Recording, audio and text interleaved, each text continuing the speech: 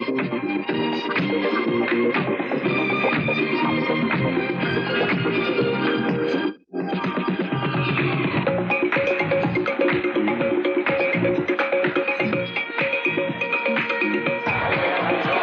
afternoon and welcome to Rich Stadium, Buffalo, New York. Don Quickie with John Brody. A big matchup today. The Broncos tied for the lead in the AFC West against these Buffalo Bills.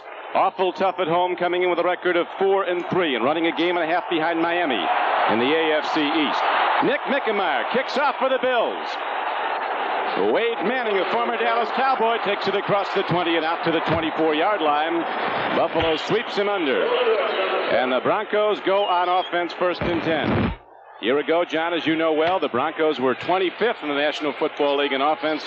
But with Morton having that great year, they're way up to 9th now and are playing very effective football. They have the best passing game in the league right now. Watson, Upchurch, and Odom's the receivers. A lot of speed on the flanks. Odom's a big tight end. Excellent pass-blocking offensive line, one of the very best.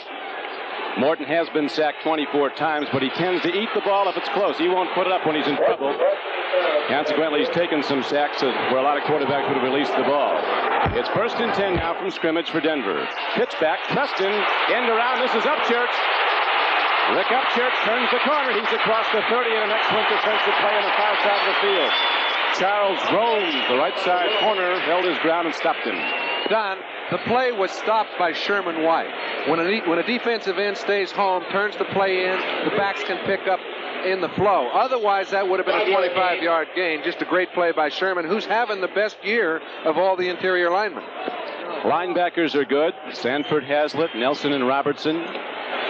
Secondary with Clark and Romes at the corners. The former Ram Bill Simpson and Steve Freeman are the safeties. All that running resulted in a gain of about 4 yards. 2nd down at 6.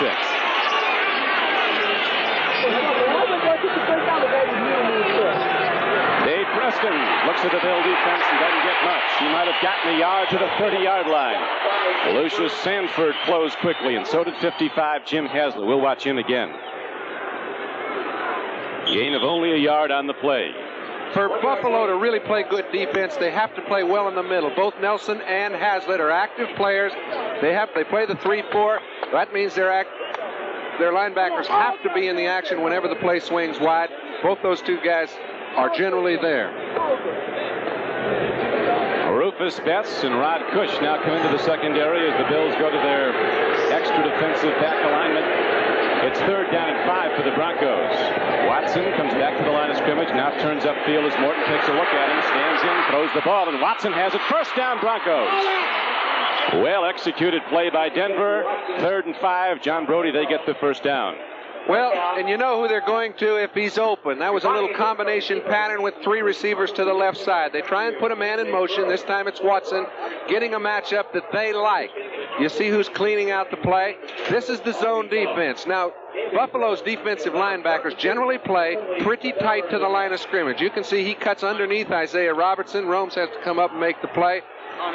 Very good. Just a well-designed play. To the run they go, and on 1st and 10, Peros, the small fullback, takes it across the 40. Gets ahead for a couple of yards close to the 42. Sherman White and Shane Nelson on the stop for Buffalo. Don, the indicator, I think, as play goes along in this first quarter is whether or not Buffalo will be able to run the ball effectively against Buffalo. Because when Denver does push people off the line of scrimmage or get a good defensive turnover, they tend to dominate football games. They have not dominated the line of scrimmage as of yet. Watson caught one 7-yard pass. That got him their 1st down.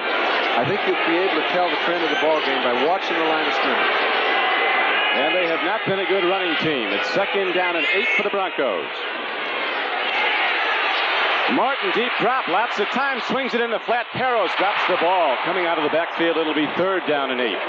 Tom Catlin, the assistant head coach of the Bills, one of the most brilliant defensive tacticians in the NFL, told me before the game, John, he said, our number one objective has to be to take the long ball away from Denver. He said, now that they're throwing deep, Morton is going for the home run. That's a great point. Morton is a north-south thrower, but the personality of Buffalo is to keep their linebackers in a very shallow spot. They leave a little medium area in there that Morton would like to take advantage of. He doesn't throw his backs out of the backfield very often, so maybe Buffalo's linebackers will play deeper. Danny Reeves has brought in the Dallas offense, including the shotgun, and this is it. 3rd and 8. He's got a problem. Now he looks. Now he goes down at the 30. Sherman White, 83. Was the first man to sting him, and Ken Johnson was also in, and there is a 14-yard sack. Craig Morton was given plenty of time to throw the ball. Joey Cribbs takes the ball and a counter, slants up across the 35, gets close to the 38. The Bills on offense are led by Ferguson at quarterback, who started right from his rookie year in '73. Joe Cribbs, the second-year back from Auburn, and a small fullback from Missouri, Curtis Brown, are his runners. Receivers, they're great ones. Jerry Butler and Frank Lewis, and a young tight end from Michigan State, Mark Bramer. Offensive line playing very well. They've lost McKenzie at left guard. Borchart's gone in and played well. Ken Jones and Devlin, the tackle's very good. Dobler, you know about him. Plays a mean game, but plays it well. It's 2nd down and 7 now for Buffalo. Back to Cribbs. Broncos close. Cribbs breaks through, gets across the 40. He's close to a 1st down. The Bronco defense playing with inspiration again. Number 1 in the NFL in overall defense. Across the defensive front, Barney Chavis. Number 79, middle guard Reuben Carter, who says, if you hold me, you're going to pay. And Rulon Jones, the big pass rusher from Utah State. Linebackers excellent. Bob Swenson, Larry Evans, All-Pro Gradishar, and Tom Jackson. He'll blitz. Secondary, a lot of experience. Lewis Wright and Aaron Kyle at the corner. Steve Foley and Billy Thompson, the safeties. Real good defense. 3rd and less than a yard now for the Bills. Fullback. Did he get there? Didn't look like he did, John. No. Roosevelt Leaks came in and didn't get there. And he has been a dominant force in 3rd and 1 foot to go. He's definitely short this time. Take a look. They're going to the strength. They've got Ken Jones trying to go over the top of Rulon. Rulon stuffed it all up. He's down at the bottom of the pile. You see number 75 right underneath on Ken Jones, forcing him back. If you don't get Surge at the point of attack, you don't make a 1st down when it's 3rd and short. He forced a turnover. They didn't get the Surge, and so now the Broncos will get it back for a 2nd time with no score in the 1st quarter. There's Greg Cater to punt for Buffalo. Having a good year, hitting it almost 43 yards a try. Low snap, big rush. He has a problem, but he gets it away and hits it very well. Cater makes an all-pro play and hops into the end zone. It'll come out to the 20. There is a penalty marker down, though. It has to be. They had a man downfield because it took him so long to get the ball off. Those linemen can only wait so long. Pretty soon they figure they must have missed the kick. Cater did very well to get that away. The Broncos had an all-out rush on. Larry Canada, 35 there, was the man who was coming and got very close to blocking it. Broncos and the Bills last played here in Buffalo in 1979. Denver won that day, 1916. Craig Morton stands 4-0 at quarterback against Buffalo over his year. Number 55, downfield on the penalty refused. 1st down. They don't want to give Greg Cater another chance to hang it up inside the 20. They'll take it at the 20. So the Broncos will go on offense. 1st and 10 for a 2nd time. There's no score with 8:58 to play in the 1st quarter. This is no way to treat a personal luxury car, but this is no ordinary personal luxury car. This is the new Dodge 400. The cockpit says personal luxury, but here's the difference. Front-wheel drive, rack and pinion steering, McPherson struts, electronically controlled engine, and another extraordinary difference, extraordinary mileage. Dodge 400 is no ordinary personal luxury car. It's a personal driving machine. Dodge 400, America's personal driving machine. Compare dandruff shampoos. There's good, there's better, and then there's Blue. Selsun Blue, the best dandruff shampoo money can buy. Clinical testing proved it works best, with more complete dandruff control than any leading shampoo. Only Selsun Blue has the anti-dandruff ingredient doctors prescribe most. Remember, there's good, there's better, and there's Blue. Selsun Blue. It simply works the best. Only 4 days left till the season premiere of Hill Street Blues on NBC. The series that swept the Emmys premieres Thursday, October 29th. The scores are coming on now as the 1 o'clock game's underway. New England taking a 3-0 lead on Washington. Brian Sipe has thrown to Ozzie Newsome, and Cleveland's gone in front. Baltimore 7-0. St. Louis leads Minnesota 3-0. First and 10. Here's the run. Peros carries. The Bills nail him. Fred Smurl at 76 was the guy who came in net high. Cut him down. Don, you can almost see Buffalo's attack. They want to shut down the run, force Morton to throw the ball, and then get a good pass rush on him because he does hang in there. This is Fred Smurl, is thought to be one of the top nose tackles in the business. Not having as good a year as he did last year when he went to the Pro Bowl. Play an outstanding performer in order for their defense to improve. Smurl was the big key. Cleveland leading 7-0, as we mentioned, with Brian Sipe throwing to Ozzie Newsome. It is now 2nd down and 8. Handoff goes to Peros. He turns wide, and he turns the corner close to a first down. He didn't quite get there. Steve Freeman caught him and knocked him down at about the 28-yard line. A look again from the end zone as the Broncos get a better running play that second crack at it. This is more of a fooler play. This isn't the kind of play where you blow people off the line of scrimmage and get an indication. It's against the flow type play. All the action went to the right. Peros takes off to the left, found a little hole, and gets within 1.5 yards of a first down. Now we'll see whether they can move people off the line of scrimmage. Broncos averaging only 3.5 yards a rush. That's usually not good enough to get it done, but they've been winning. At the right arm, it's 3rd and 2 now. Egloff, tight end, switches to the other side. They have 2 tight ends aligned there. That's the power side. Preston runs. He didn't get there. Oh, the Bills play it tough. Buffalo comes a-smoking on the snap of the ball and smashes the Denver ball carrier for a loss on the play. I tell you, it was very difficult that time. They were trying to move 8 guys against 11. They had no one playing in the secondary. They just sacrificed the whole shooting match to meet people at the line of scrimmage. Both sides playing pretty good defense at the line of scrimmage, actually winning the battle so far. They have been. We've seen consecutive short yardage plays on 3rd downs, first for the Bills, now for the Broncos, both coming up short. So Luke Prestridge is going to punt. Roland Hooks and Byron Franklin are back for Buffalo. Hooks and Franklin beat for Buffalo. Prestridge unloaded the first time, got one off 59 yards. High punt, not too deep.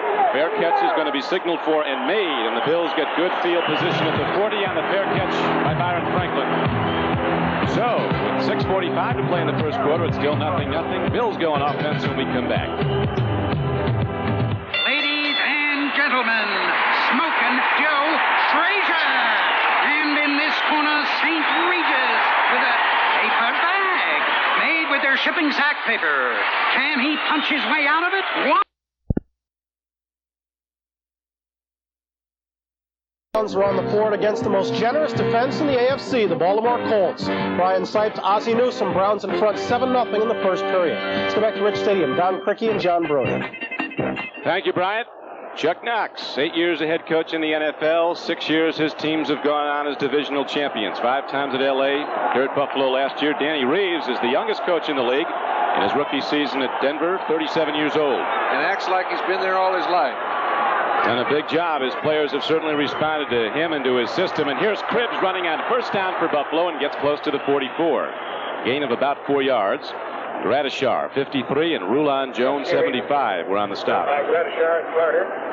You talked about Joe Ferguson, John, and your high opinion of him, which is very interesting. You think he's as good as there is in the game today. I do, and I'll tell you the indicator to me. He throws the ball down the field. He features his wide receivers and his tight end, and yet he's still only been sacked 3 times all year.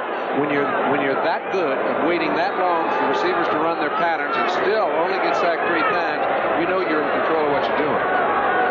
2nd down and 5 will make it now for the Buffalo Bills. Pitch back goes. Curtis Brown turns upfield, and Denver is there to sweep them under. Not much there, maybe a yard, out to the 46-yard line. Well, you've mentioned, and we've alluded to the fact that Denver is 22nd in the league against the rush. I think that's a bit deceiving. And I don't think they're as easy to run the ball against as it appears statistically. If they decide to shut down the run, play their linebackers closer to the line of scrimmage, they'll shut you down. And I think that's what they're doing early. On that Atlanta lead over New York, Bartkowski just threw to Junior Miller from 29 yards out for the Falcons touchdown. Third down and still about 5 for Buffalo at their 45-yard line. Ferguson goes into that shotgun. Gradishar jumps into the gap like he might be blitzing. Now he drops back to pass cover. 4-man rush. Here's a throw. Here's a connection. The ball is dropped by Frank Lewis, and a penalty marker comes in from way off the play in the secondary. We saw a man drop a ball for one of the few times he's dropped one in his career, let alone in this year. He'll run a pattern. It's a little delay pattern. And you're going to see what they call as offensive interference, and they're going to call it on Frank. But they felt he pushed off to get in the little delay zone. The ball was well thrown. So again, the Bronco defense holds. Gene Barth, the referee. Wade Manning now is back. Single safety for the punt. And Cater ready to hit it from somewhere around his 35-yard line. My man pushed off and dropped the ball, too. That's not a very good start for him. Well, he's got a long way to go. Leading receiver from a number of catches in the AFC. He's caught 37 coming in. Downfield it goes, back out into the end zone, and back out to the 20 on a touchback, and the Broncos go on offense again. I'll tell you one indicator right now. Buffalo's had great field position. They've got the wind with them, and they've done nothing with it. That is a good point. That wind can change, though. It is a swirling wind, and we'll be back to Rich Stadium right after this. A phenomenon that's puzzled me is why some people settle for the ordinary when they could have the extraordinary. Perhaps its cause is simply a lack of knowledge. Fortunately, I've never had that problem. So choosing a home videotape recorder was relatively easy. I chose the Sony Betamax, for when I observed how it performed so many complex technological functions with such ease and simplicity, I no longer saw a machine. I saw genius. The genius of Betamax, only from Sony. I refinished this beautiful piece all by myself, and I can't even change a light bulb. A pro wanted $300 to refinish this. I did it myself for $15. Formby's furniture refinisher can make a believer out of you because it works unlike anything you've ever seen. It dissolves old varnish lacquer shellac without stripping, sanding, or scraping. With my furniture refinisher, it's a pleasure to create a treasure. Homer Formby. No one knows wood as good. Look for special values on Formby's complete refinishing and care kit. He's punched his way to the top with devastating power. The man is hungry and he wants more. Be there when Johnny Bump City Bumpus steps into the ring against defending champion Willie Rodriguez for the USBA Junior Welterweight Championship. Live next Saturday on NBC Sports World. We're back. The scores continue to come in. Doug Williams has just thrown for a touchdown, and Tampa Bay has gone in front of favored Philadelphia at Veterans Stadium. Eric Hipple ran for a touchdown. Morton throws, and the ball is tipped away. Riley Odoms, the tight end, might have gone a long way, but Bill Simpson, the free safety, 45, the veteran from Michigan State, tipped it away. And I'll tell you what they got. They got a pretty good pass rush. It allowed Bill Simpson to play the ball. Riley Odoms was in the middle of the field, had to adjust his pattern a little because of Simpson's position, and Craig threw it a little bit soft. We heard Matt Robinson mentioning the other night that, you know, when you don't capitalize on the breaks that you get, sometimes you don't get any more. And now I think that Buffalo's had two good field positions and Simpson's opportunity there, and they haven't done much with any of them. 2nd and 10 now for Morton and the Broncos. Pitch back. Preston runs. Loses his footing and is knocked down at the 22. It'll be 3rd and 8. Ben Williams was on him. Bill setting up in pass coverage and Morton crossing him up or attempting to, going to the run for not much. Well, they're trying to run the ball wide. They know if they can handle the linebackers on the outside, both Isaiah Robertson, who's been playing again just like he did in the past, and Lucius Sanford, then they can get some yards because the defensive secondary does play loose. They haven't been able to get outside yet. Now the extra people go in the Buffalo secondary again. Looking to pay the pass, Rufus Bess and Rod Cush come in. Ken Johnson comes in as a down lineman, 91, to rush the passer. 3rd down and 8 for the Broncos. Rick Upchurch turns upfield. Morton stands in, the rush closes in. He releases the ball to Riley Odoms, and he dropped the ball against Rod Cush. Riley Odoms had him beat, had the ball, and lost it. What a beautiful throw, Don. He moved about 7 people around at the line of scrimmage before he had somebody in motion. They do it to get the proper matchup. That time he had Riley Odoms on Cush. A one-on-one situation. Morton had to wait a long time to throw the ball, threw it perfectly. Riley Odoms doesn't drop many, but we've seen a few in critical situations early. Both teams having a problem hanging on. Both defenses living up to their ratings coming into the game, and so Denver will punt it again. Roland Hooks is back. One to Byron Franklin, almost blocked. Lucius Sanford almost blocked the punt. Bills let it roll and comes inside their 35-yard line down to the 30. Penalty markers also down, John, at the line of scrimmage. Denver might have released a man early too far downfield. They might have, but they almost released him for naught because Sanford was sitting right in the face of Prestridge, and Denver got a great bouncer that got him 20 yards after the punt hit the ground. Morton's point, he wants an offside against Buffalo. Still will be way short of a first down. It was a 4th and 8 play. And they did get the roll, as you pointed out, so they'll probably go with the play. We'll see. They better take it. Didn't look pretty, but it worked. Right tackle on defense was offside. Penalty refused. First down. So the Broncos had the problem. Doubleheader day on NBC, including a big matchup at Texas Stadium, Irving, Texas. The Miami Dolphins running atop the AFC East, and the Dallas Cowboys starting to roll again. They'll be hooking up. Seattle plays the Jets at New York, San Diego, Chicago, Kansas City at Oakland. Doubleheader day on NBC. Right now we have no score in the first quarter as Ferguson throws. Man is open, but he loses the ball. Jerry Butler, super young player from Clemson, went up for the ball, couldn't come down with it. It'll be 2nd down and 10 for Buffalo. More scores coming in. St. Louis taking command of its game with Minnesota, now leading 10-0. Jim Hart just passed to Pat Tilley for 37 yards. You never know which team you're going to play when you face St. Louis. Oh, that is for sure. The Cowboys were beaten by them, and they lose badly. And here is Lynn Dickey going to Lofton for 25 yards and a touchdown, and Green Bay and Detroit are tied 7-all. It's now 2nd down and 10 for the Bills. Ball just across their 32-yard line. 3:49 to play first quarter.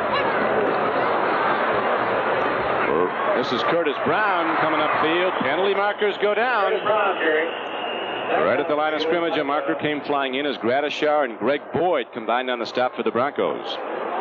Little offensive holding. How often does it happen whenever you run a wide play? It looks like everyone's knocked down. New England hit another field goal. John Smith now from 25 and 22 yards to give the Patriots a 6-0 lead over Washington. Patriots have a bad record, John, but I think we're going to hear from them before it's over. You know, you said a mouthful there because 53 offense, holding, still 2nd down. Will Grant doesn't hold. I know that. That must be a phony. You know, we talk about New England. Heretofore, they've gotten off to such a fast start. This year, they got started off on the schneid. They've come on a little of late, and late in the year, they just may surprise people. A lot of personnel. Right now, it is 2nd down and 20 for Buffalo Bills with their worst field position. Ferguson working with the wind at his back here in the first quarter. Deep drop, gets time, throws a strike, and the ball is lost. Denver Broncos help that, though, with that hard strike. While we have a moment, let's switch back to NFL 81 in New York and Bryant Gumbel. Bryant? Well, Don, it's raining at RFK Stadium down in the nation's capital, but the Patriots have taken a 6-0 lead over the Redskins on a pair of field goals by John Smith from 25 and 22 yards, running front 6-0 in the first. Don? Okay, Brian, here in Buffalo, we have 3rd down and 20 coming up for the Bills. Scoreless first quarter, as you see. 3:37 to play in it. Bills send Frank Lewis wide right. Jerry Butler's out in the left flank. Tight end flexes. Lou Picone comes in as a slot to the right. Lots of people to run patterns. Ferguson stands in, gets time, swings it out. His tight end Bramer has it, but he can't get ahead for the first down. And a penalty marker's down, too. Well, that...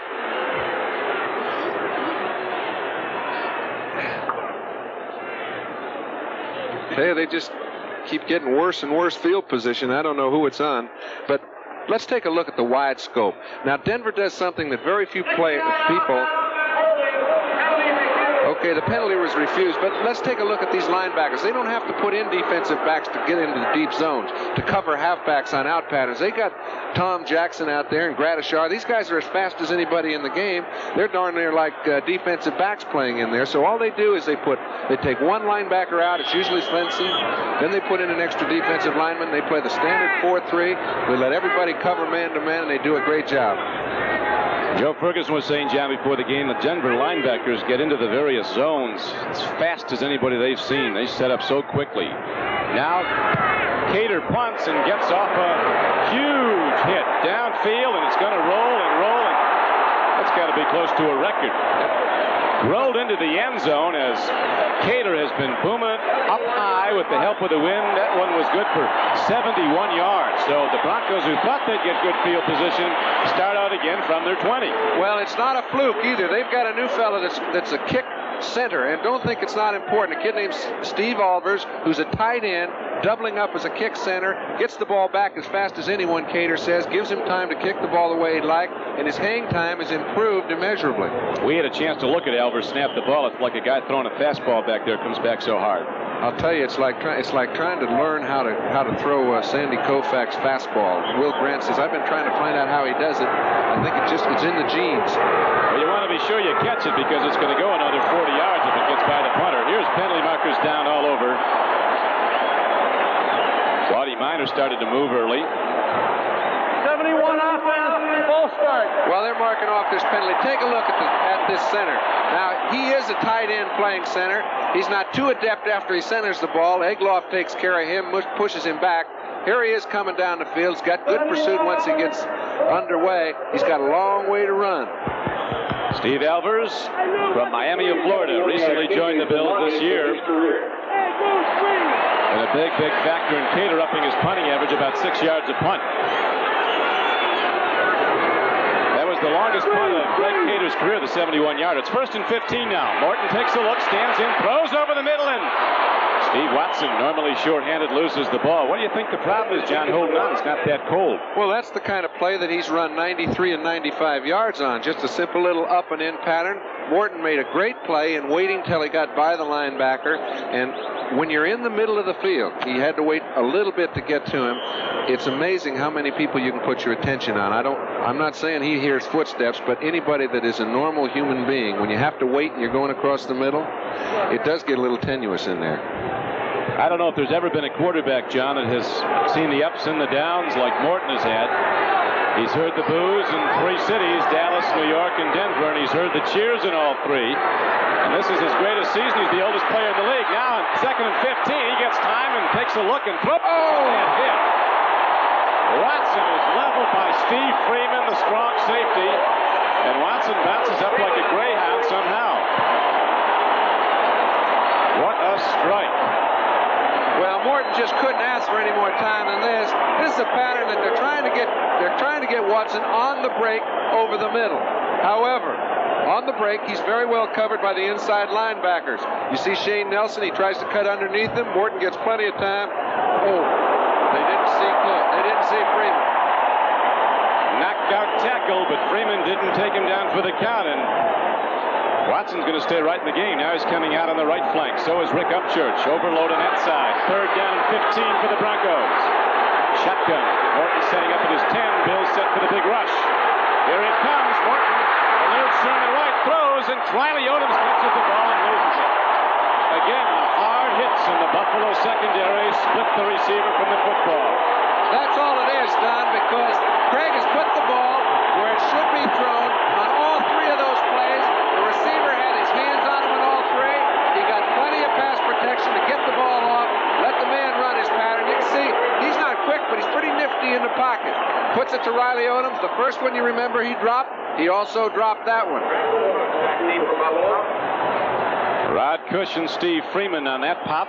Morton comes over, gets some counsel from Dan Reeves, and Luke Prestridge is out to punt again. Buffalo could get very good field position here. He's kicking into a wind. Gets it away, does well, hits it high. Wind holds it up somewhat. Byron Franklin, 38-yard line, 40. And penalty marker goes down. A penalty marker goes down as Byron Franklin started straight ahead, then cut wide. 47-yard punt, an excellent punt into this win by Prestridge. Hold on Buffalo.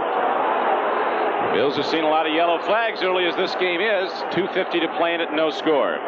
NBC has followed boxer Johnny Bumpus through his days as an amateur and the National Golden Gloves in the Olympic trials. Now as a young pro, he gets a title shot. He fights Willie Rodriguez for the USBA Junior Welterweight crown. Holding on the run back. 10-yard penalty, first down. Bumpus versus Rodriguez next Saturday on NBC Sports World at 4 o'clock Eastern Time. Plus some spectacular action from the High Sierras in the National Hang Gliding Championships. Chuck Knox sees his team start out again, unable to move the ball so far. Joe Cribbs runs and runs well, gets across the 35 and out close to the 37. With 2:42 left to play in the first quarter and still no score, let's swing on back to New York and Bryant Gumbel. Well, Don, although the Colts have lost 6 straight, they're managing to keep some semblance of pride in Cleveland. 4th and 1 situation, they stiffen 3 times. They stop the Browns down on their own 1, but they're trailing 7-0. Don? Got a good one going there, and one here in Buffalo. 2 of the best defenses, both pitching shutouts through a quarter of play. John Brody. We saw Cribbs make an outstanding run of a play that I think he should have lost yardage on. Rulon Jones made such a defensive play, he forced him outside. He's just been one dynamic individual. Number 75, Ken Jones couldn't even get out on his block. Somehow he didn't have the pursuit he needed. The play picked up 4 yards, but it looked like it was going to lose about 6. Rulon Jones has been something. He's up against one of the best offensive tackles in the league, and Ken Jones. While we have a break in the action here, let's go back to New York. Ryan? Okay, Don, real quick on another game. This one down in the nation's capital, RFK. Washington scoring for Washington. Theismann to Joe, good for 13 yards, and 7-6 Redskins out in front. Don? Nobody in the end zone here at Buffalo, though. Still 0-0. Don Criqui with John Brody. 2 minutes and 39 seconds left to play in the first quarter. A couple of Broncos have been shaken up in this game. Broncos with some tough scheduling ahead. They have to go home and next play Minnesota. Barry Smith was down on that last play. Backup corner who's played very well for them. They've got some corners that play well here. They've got one playing free safety in Steve Foley, who might be an outstanding corner, but he is a great free safety. When that change was made, it seemed to solidify their whole defense because their strong safety, Thompson, I think, has been one of the outstanding players in this game for years. It just kind of solidified everything. Well, one thing the Broncos have done is intercept the ball very, very well. Last year they had 16 all season. This year they have 13 in the first 7 games. Not only interceptions, 9 fumbles. They've got they have so many sacks. They've caused so many problems defensively for other teams and they don't even count the hurries. To me, when you get like 18 sacks, 13 interceptions, and 9 fumbles, you're a team that dominates on defense. And when they win, that's generally what they do. Well, what is it they figure, John? For every sack, there's usually about 3 hurries that goes with it. And number 75 is usually responsible for some of them. Rulon Jones will hurry things up. Wide split in the defensive front. Ferguson out pattern. Goes to Butler. Great catch at the 43-yard line. He's close to a first down. Jerry Butler is a spectacular athlete. I don't think they're going to give it to him. They're not going to give it to him. He held on, but apparently he was out of bounds when he came down with it.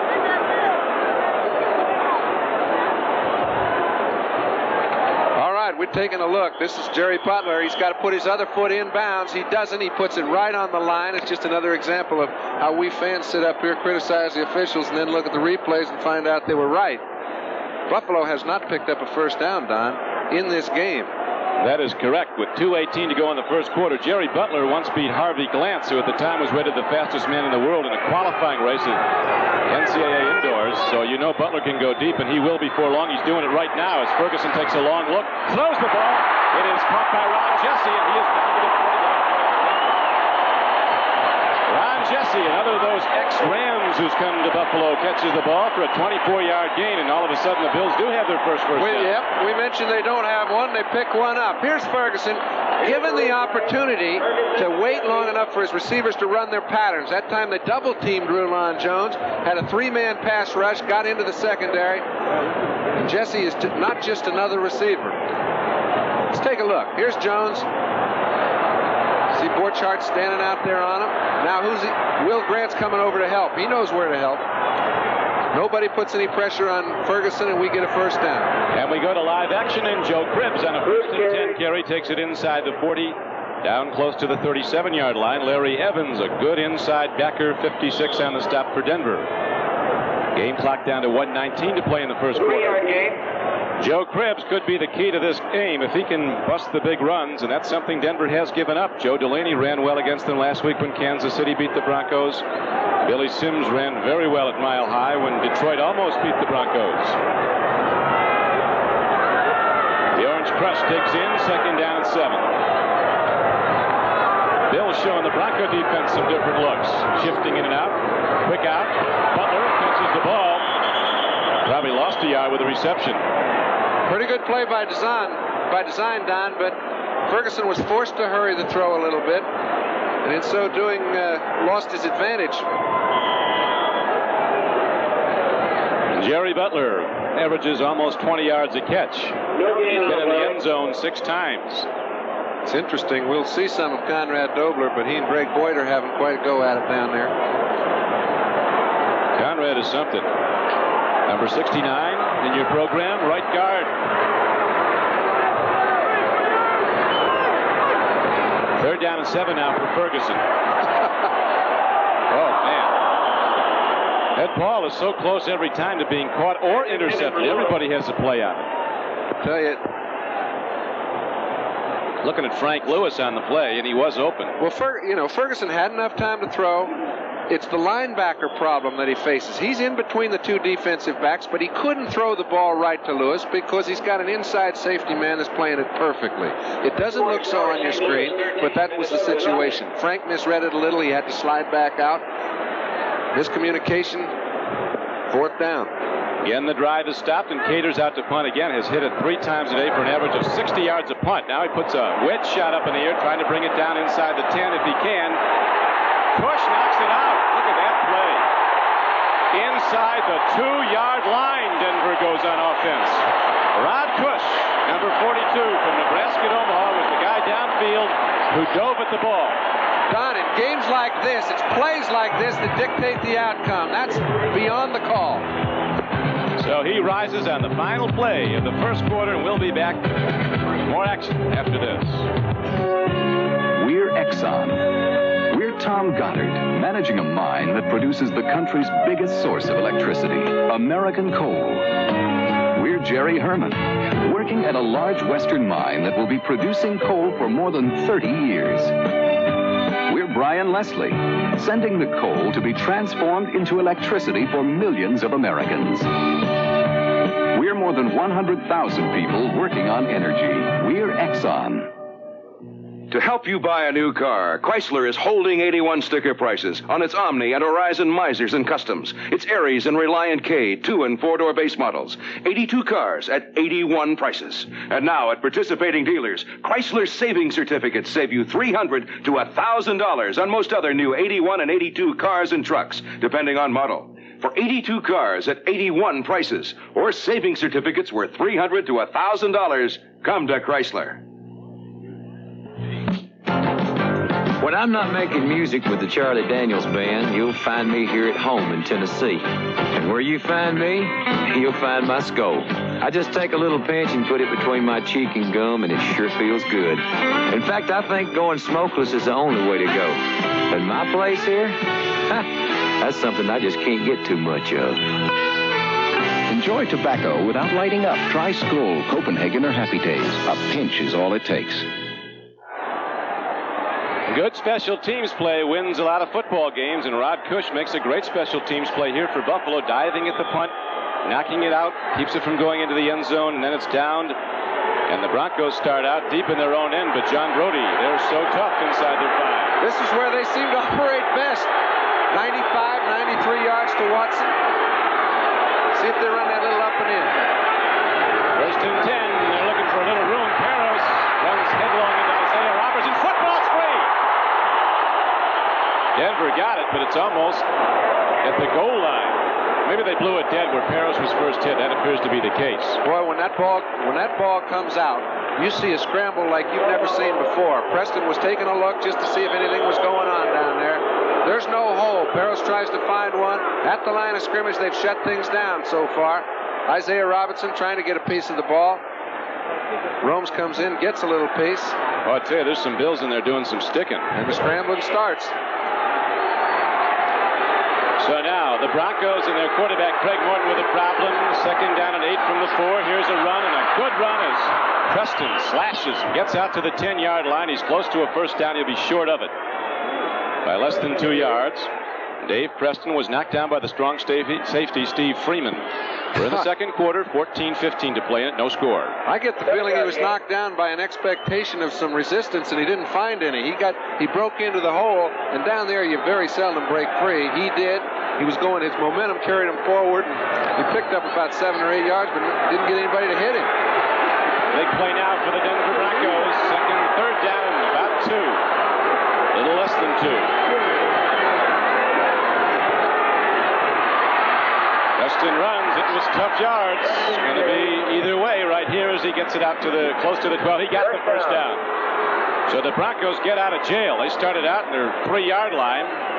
Now they get it out and head for a first down. Haven't been able to pick one up run-wise in the middle of the field, but now they get down in survival territory, and they move it out in 3 runs.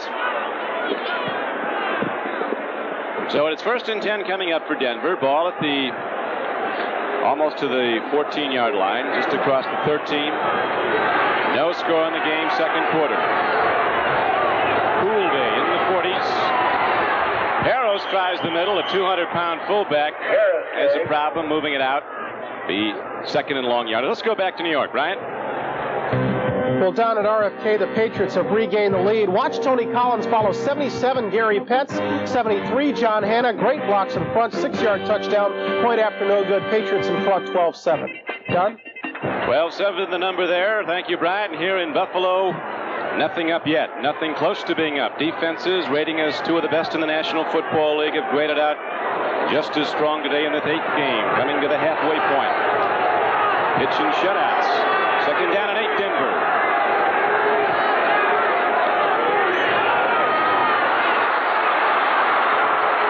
Tony Reed looks and weaves and finds his way ahead. Got a first down. I'll tell you what happens when you try to get to the passer, and they've been getting to the passer pretty effectively today. They've been hurrying to Craig Morton. When you do that, you leave yourself vulnerable. Here's Sherman White, who's been the outstanding pass rusher for the Bills, tries to get an outside release.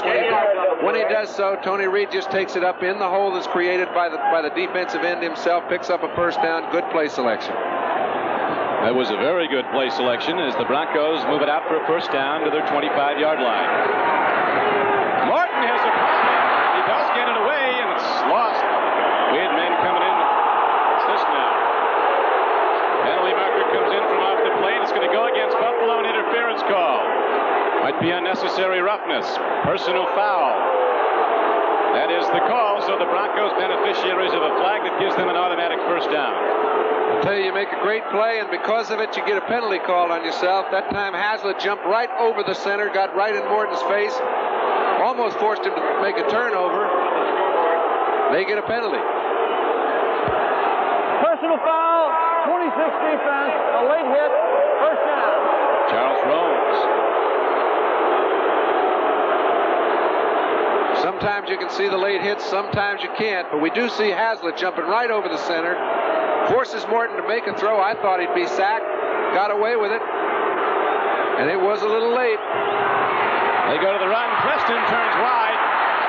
Looked like there was almost a free ball there. The Bills swept in. Buffalo, a very intense defensive effort, and the Broncos have had the same. And the first down carry, Preston gets virtually nothing. Well, Lucius Sanford was there, and so was 55, Hazlitt. You wonder how good these athletes are. We see Paul Howard right now being able to push Hazlitt back, not at all. Now, these are linebackers against offensive guards. When they can hold their own, you know you've got a defense. Lots of wide receivers in now. Haven Moses in the game, way out to the left. He played 4.5 seasons here in Buffalo. Morton on second and 10. Cocks his arm and lets her rip, and the ball is tipped by Rick Upchurch. Nearest man to the ball was Mario Clark. There weren't any Denver fellas too close to the ball, nor were there any Bills, but I'll tell you what, they were all very close to Upchurch. All right, Watson is coming out on a pattern. You can see sometimes you have to go to your secondary receiver just because when the man makes his break, can't maintain his balance. We can fully understand why Watson's checking out who's coming at him after that pop put on him by Freeman. So it's going to be 3rd down and 10 for the Broncos at their 40. No score, 10:59 to play first half. Greg Morton, who came out of California, is the #1 draft choice of Dallas in 65, now in his 17th year. Trying to get the Broncos on the Buffalo side of the field. Here's a blitz. What a play. Ron Push again, 42. All right, he was the man assigned. They had 8 people trying to get to Morton, only 6 people blocking for him. 2 fellas actually came free, but Cush was there first. One thing about Morton, John, when he sets up, you know where to find him. He doesn't move around much. That's right. He's pretty nifty in there, Don. He's not very quick, and you know when he is in the shotgun, he's not going to run the ball. So they just put everybody man-to-man on his wide receivers, shot everybody else after him, and got him. So Luke Prestridge is in to punt again. Hooks and Franklin back for the Bills, standing at their 25. High punt, carries deep with the wind. Hooks has a problem. Oh, man, look at this. It goes in. The Broncos couldn't hold it out. It is a touchback. Very nearly did the Broncos down the ball on the 1. Mike Harden coming down fast to make a play at it. That wind helped. That was a 67-yard punt by Luke Prestridge. Bills going offense when we come back. Behind every Schlitz is a man who knows his beer. Down here in Texas, people know a good beer, and many choose the taste of my Schlitz. Just one glass will tell a lot of beer drinkers what I've known all along. You just can't buy a better tasting beer than Schlitz. What do I really think? I think Schlitz tastes better than Miller.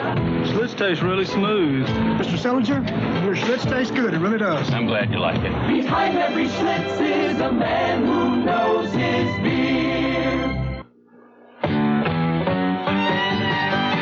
Ever since Honda invented the ATC three-wheeler, people have been finding out that three-wheeling is fun. You call this fun? And now that there are 5 different models, you never saw such fun. Fun? But would you believe that some folks use them just for work? Neither would we.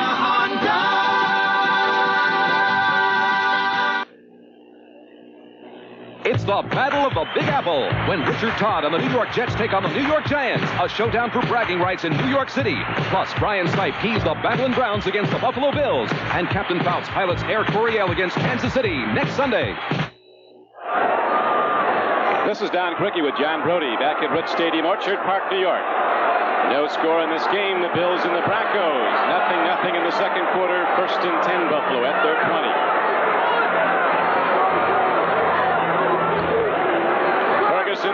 Cribbs got the whole student body in front of him, and he gets out to the 23-yard line. Don, you know, you take a look and you talk about age in the National Football League. We've got a fella with a little age. His knees have been bad over the years. That doesn't mean they keep him from pulling. Conrad Dobler, number 69, jumps out, gets back. He's still able to lead offensive backs. He gets out on the cornerback. When he gets on Billy Thompson, he does a fine job and allows Cribbs to cut back, pick up a few yards. So just because you're 32 doesn't mean you can't move. Well, as Big Conrad says, I went to the Pro Bowl 3 times, and I got voted there by the other players. I must have been all right at one time. He's been voted a lot of things. Second down and 6. Joey Cribbs gets ahead for big yardage. Buffalo's biggest run from scrimmage advances the ball to the 33-yard line. Larry Evans makes the knockdown. Buffalo guards moving it out. A 10-yard gain on the play. Cribbs has been a big factor in Buffalo's success as a rookie. He was a key player in their 11-5 season a year ago in the playoffs and the Eastern Division Championship. All right, they've got John Borchardt in place of Reggie McKenzie, so they're not pulling their guards too well because Borchardt isn't the same type of athlete as McKenzie. Very strong, very good, but he's not McKenzie. They've been able to go with straight-ahead blocking on the last 2 plays, except for Dober, to pick up a first down. Bright sunshine reflecting down as Cribbs goes to the run again. Straight ahead on a 1st and 10 carry. He advances the ball to the 37-yard line where Reuben Carter, the middle guard, got him. Reuben's been something, 6 feet tall, 260, out of Miami of Florida. Wasn't drafted till the 5th round when he came in 75, but he's been one of Denver's best players. Reuben likes that middle guard in the double team because he said when they're double teaming me, that frees up somebody else. Well, you know, Don, we've been featuring quite a bit of line play early in the ball game, and for a simple reason. It usually dictates the outcome when you're playing two teams that play this well defensively. You've got to get some offensive surge against one of them. Latimer's in the middle guard now. Don Latimer. Bills go back to the run, and all of a sudden, Buffalo on the snap of the ball is coming out of the blocks like spinners and blowing out the orange crush. That's right. They don't expect to do that for a steady diet, but they've had 4 plays, picked up 2 first downs. Right now, it gives Joe Ferguson the option, the luxury, to either throw the ball on a play-action pass, continue with what he's been doing effectively. I expect to see him go up top. It's about turn for Frank Lewis or Butler. Cribbs will do it for you if you give him a little hole. Now Latimer goes back out at middle guard. He's staying in there. Don Latimer, the middle guard. It's 1st down and 10 for Buffalo. Swing pass goes to Curtis Brown. Penalty markers fly down. It's going to go against Rulon Jones for roughing. He came in a personal foul on Denver. And Don, it was roughness, but it was not any sort of a dirty lick. Rulon Jones, about the only thing he has to learn in this game, because he's in the quarterback's face every time he's in a pass rush, is when to pull up and when not to. Well, this big assessment. Personal foul, 75 defense, roughing the passer, 1st down. So now the Bills have their best field position. But this isn't field goal range inside the 35-yard line. They're working into the wind in the 2nd quarter. Okay, the ball's gone, and you saw Ferguson on his backside, so you know something had to happen. Now to live action, 1st down and 10. Back to the run, back to Curtis Brown. Great defensive play by the Denver corner. Aaron Kyle filled and held and stopped the run. So there's no gain on the play. Now let's go back to New York. Brian? Down in Cleveland, the Browns have scored again against the Colts. This is Brian Seib firing up his 9th touchdown pass of the year. A 22-yarder to Greg Pruitt as the Browns in front 14-0 in the 2nd period. Don? Those Browns are heading here to Buffalo next week. Go against the Bills. That game, as you see in many of these NBC stations, was sold out months ago. Cleveland Buffalo rivals dating back to the old All-America Football League. 2nd down and 10 now for Buffalo. 35-yard line of Denver. Ferguson puts it up, and there's a misconnection as Frank Lewis was hooking back, and Ferguson was throwing the corner pattern down close to the goal line. I think, Don, it was an intended throwaway. You can always get away with making it look like a miscommunication if there's nobody in the ballpark, and he got a pretty good rush on the play. Frank Lewis was not into his pattern far enough for him to be able to wait. I think he just filed it into the cheap seats. Well, Ferguson got out of trouble with it, but it leaves the Bills with 3rd down and 10 coming up at the 34-yard line of Denver. Byron Franklin and Ron Jesse now join the receiver corps for Buffalo. Byron Franklin's really can fly. He's out in the left field. Jerry Butler, who's just as fast, is right next to him. Jesse and Lewis on the right. 3rd down and 10.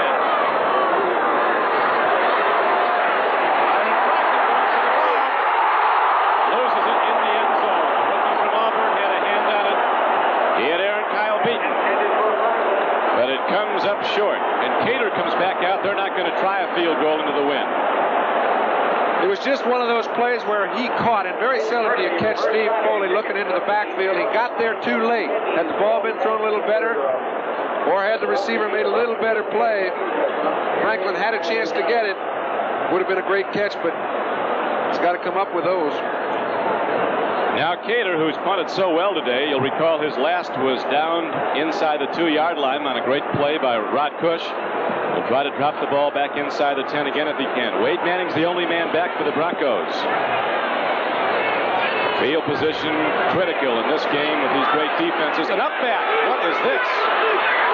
Well, a penalty mark marker goes down, and so does the football at the 41-yard line. Rod Cush ended up with the ball, and 2 Broncos on him. Did not report. Well, they had nothing going for them on that play. Had they fooled the defense, they'd still have a 5-yard penalty and then have to punt again. So that's one of those times. Illegal substitution. 41 did not report. Penalty refused. First down. You wait all season long to get a good situation to run a play like that, Don, and then you don't report. He probably got so anxious he forgot. I'll tell you, the Broncos love it. They could have started out deep in a hole. Now they get relatively good field position. They start out at their 40, first and 10 in a scoreless game. 7:02 to play in the first half. Morton spreads out 3 wide receivers on first down.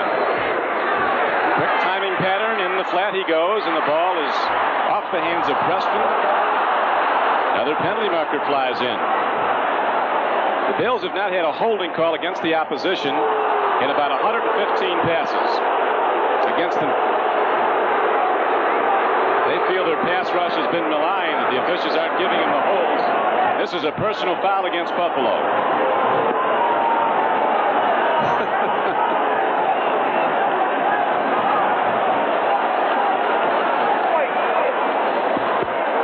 Personal foul. 55. First down. Hazlitt called for it. This one's been rough, and it's going to get rougher.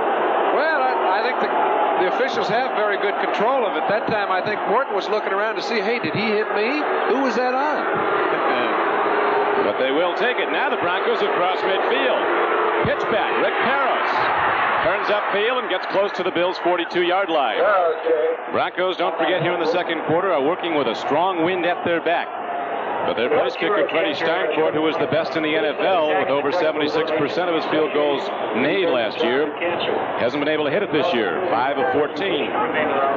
Hazlitt made the stop. A gain of 4 yards on the play. It's going to be second down and 6. Don Criqui with John Brody. Rich Stadium, Orchard Park, New York. 6:26 to play in the second quarter. A scoreless game. The Broncos on offense. Moving it out with the run with the benefit of penalties. Morton play fake, and he's looking at Watson. Now he swings it out. Peros has the ball, and Rick Peros is ahead for a Denver first down to the Buffalo 32-yard line. Don, remember earlier we talked about Craig Morton getting by because he's intelligent. That time he's trying to get down the field to Watson all the way. It's a little fake draw play.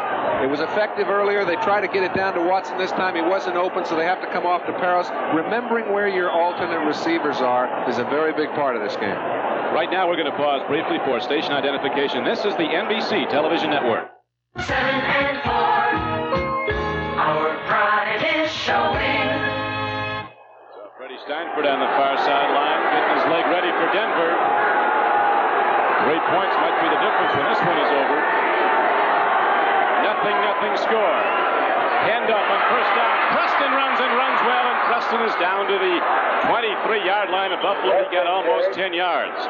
So the Broncos get the big run as the right side of their offensive line crashes open a hole.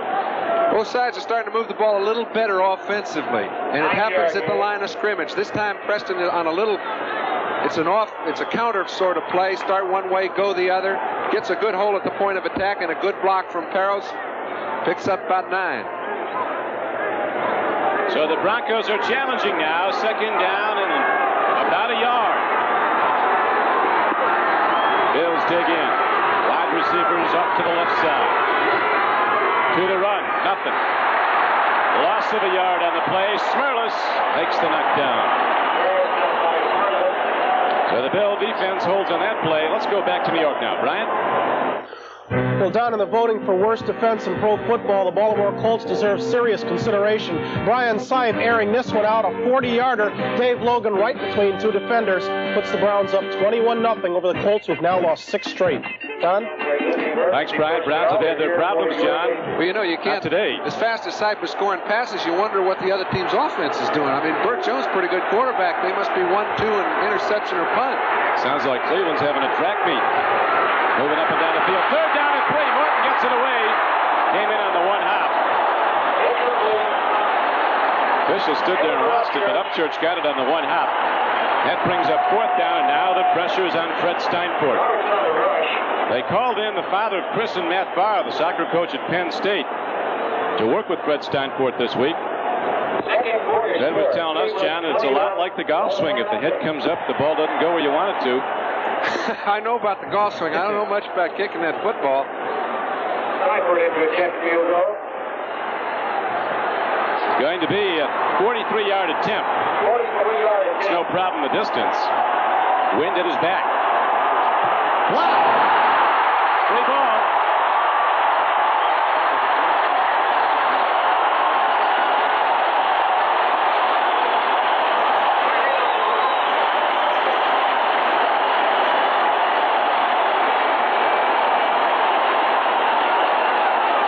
They like all that in Buffalo. We'll be back after this. All you people in motion, here's a good notion. The telephone credit card. The easy way to call. Easier than carrying a whole lot of change. You get a monthly record of your calls. Apply at your Bell business office for your free card. Mrs. Wilson. Hi, Mom. It's the newest Mrs. Wilson. All over the land, call soon as you can. Nowadays, there are all sorts of ways of saving and investing money that help fight inflation. The problem is finding the one that's most profitable for you, because now you're forced to swim through all kinds of confusing details: maturity dates, minimum deposits, interest rates, even tax benefits. But there is a way to escape all this confusion. It's by calling or visiting your full-service bank. For professional guidance with high-yield savings, it's all the bank you'll ever need. Our cameras have followed his remarkable boxing career since the very beginning. Be ringside when Johnny Bump City Bumpus steps into the ring for the USBA Junior Welterweight Championship. Live next Saturday on NBC Sports World. The Steinfort field goal attempt. Let's watch and see if we can see the man who gets a hand on it. There's the ball in the air, and going way up is big Buster Barnett, a rookie from Jackson State, a tight end who made the team because he was such a tough special teams player and such a tough blocker. An 11th round choice. He's the only Bill draft choice in the last draft who's getting appreciable playing time. Joe Cribbs on first down runs, and the Broncos don't give him much. That was 53 Gradishar, one of the great players at his position in the league's history, making the stop for Denver. Green Bay now easing on back in front of Detroit as Bart Starr very much under fire from the front office at Wisconsin. Stenerud hit a field goal. NFL 81 at halftime. Brian Gumble will be standing by with all the scores and the highlights as we come to the halfway point today. St. Louis extending its lead over Minnesota to 13-3. Pitch back, second down and 8. Cribbs running hard, a slashing runner, eludes one tackler, then dives ahead and gets to the 18-yard line. Bring up third and about 4. Louis Wright got him. 3-time All-Pro at corner. Cribbs a tough guy, not too big, 5'10", 190. And he's got the man with him, Curtis Brown, who's been an awful good lead blocker over the years. They're trying to get to Billy Thompson. He's a tough man to handle himself. But when Billy is taken to contain, he's getting good pursuit from his linebackers. And even when they break at the point of attack, none of them are going for large gains. Both defenses are really controlling. We've seen some Hall of Fame strikes in this game, some real hits. It's amazing there's been no fumbles. Third down and 4, and the Bills go to the shotgun. Ferguson stands in, he throws up the middle, and the ball is knocked away. Nicely done by Dennis Smith, the number 1 draft choice of the Denver Broncos out of Southern California. Spectacular athlete, was a 7-foot high jumper in college. Comes in as the extra defensive back, and so the Bills have to punt it again, but now the Broncos could be beneficiaries of that wind and the punt, as Cater, who hit one with the wind at his back 71 yards earlier, now punts into the wind. Wade Manning standing at his 39. You know, and to take a look at Dennis Smith, he's getting a chance to play some because they're going into that shotgun with their 4 wide receivers. They have to put in a 5th defensive back. Cater stands in, hits the ball very well, high and downfield. He forces Manning into a fair catch. That was probably the best ball of the day that Cater's hit. Rockets it all the way down inside the 40-yard line of the Broncos. A 45-yard punt into the wind. And in the scoreless game, Denver goes on offense when we come back. What's a nice new personal car doing out here? This is the new Dodge 400. The cockpit says personal luxury, but here's the difference. Front-wheel drive, rack and pinion steering, McPherson struts, electronically controlled engine, and another extraordinary difference, extraordinary mileage. Dodge 400 is no ordinary personal luxury car. It's a personal driving machine. I want a driving machine. Dodge 400, America's personal driving machine. Tough work demands a tough leather boot. Count on the Texas Steer brand from Kmart. Quality smooth grain leather uppers, soft padded collar and ankle knots for added flex and comfort. Inside, you've got full insulation, Goodyear welt construction, steel shank, and durable oil-resistant soles. And that Kmart sale price of $24 through Saturday the 31st is hard to beat. Texas Steer. A little bit of loot buys a lot of boot. At Kmart. We've got a good one going here in Buffalo. Don Criqui with John Brody. 2:16 left to play in the first half, and no score on the board. Greg Morton has hit on only 2 of 11 pass attempts. He came in, as you know, as a 66% thrower this season. 2 of 11 for only 18 yards. Now he's looking at Watson, and Watson is open. And Steve Watson makes the reception inside the 30-yard line of Buffalo, down to the 25. So the Broncos finally strike long. And you wonder, every move has a reason. And this time he went out and he faked out Church. They were revolving into his side. He's doing that to get Bill Simpson out of his hair. Get one-on-one. Roams. See, when he makes the move over here, all he wants to do is move Simpson a little bit. He does that. It allows him to throw the ball over Freeman's head. Gets it right to Watson. They pick up a first down in scoring territory. 38-yard gain. The Broncos are rolling now.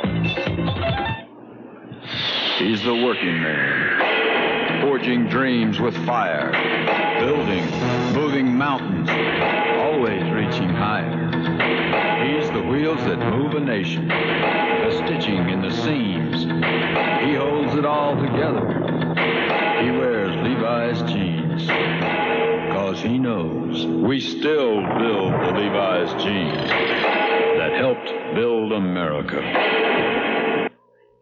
Today, the landscape of investment opportunities spreads far and wide. But there is one place they grow in all varieties to suit every kind of investor. At Merrill Lynch, we brought together a profusion of financial services to nurture all kinds of investment needs. And it is the skill and care with which we tend them that makes us what we are. Merrill Lynch, a breed apart.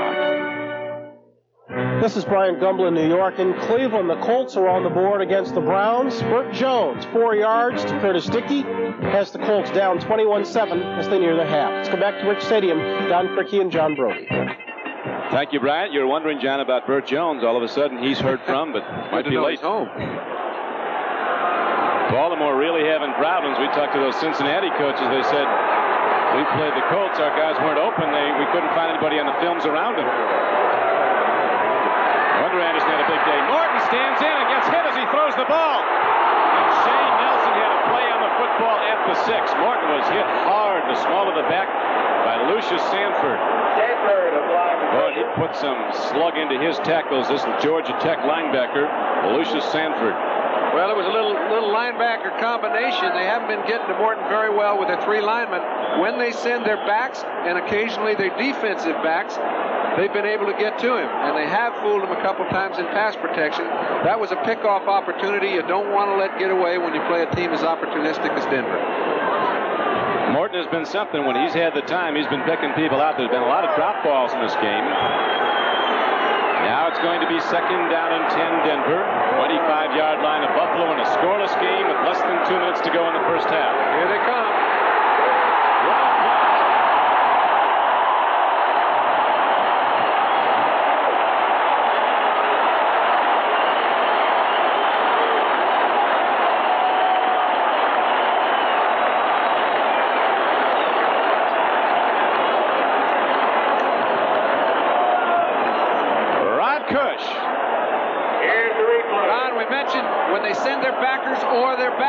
They seem to be getting pressure on Morton and confusing the offensive alignment. of the Broncos. That was about the fourth occasion when they've either sacked him, rushed him, what have you, and it's all been with backs and backers. That was the third sack of Morton for 29 yards. That was an 11-yard loss in that particular play. Morton standing in, throws long. Watson is open. Touchdown, Denver.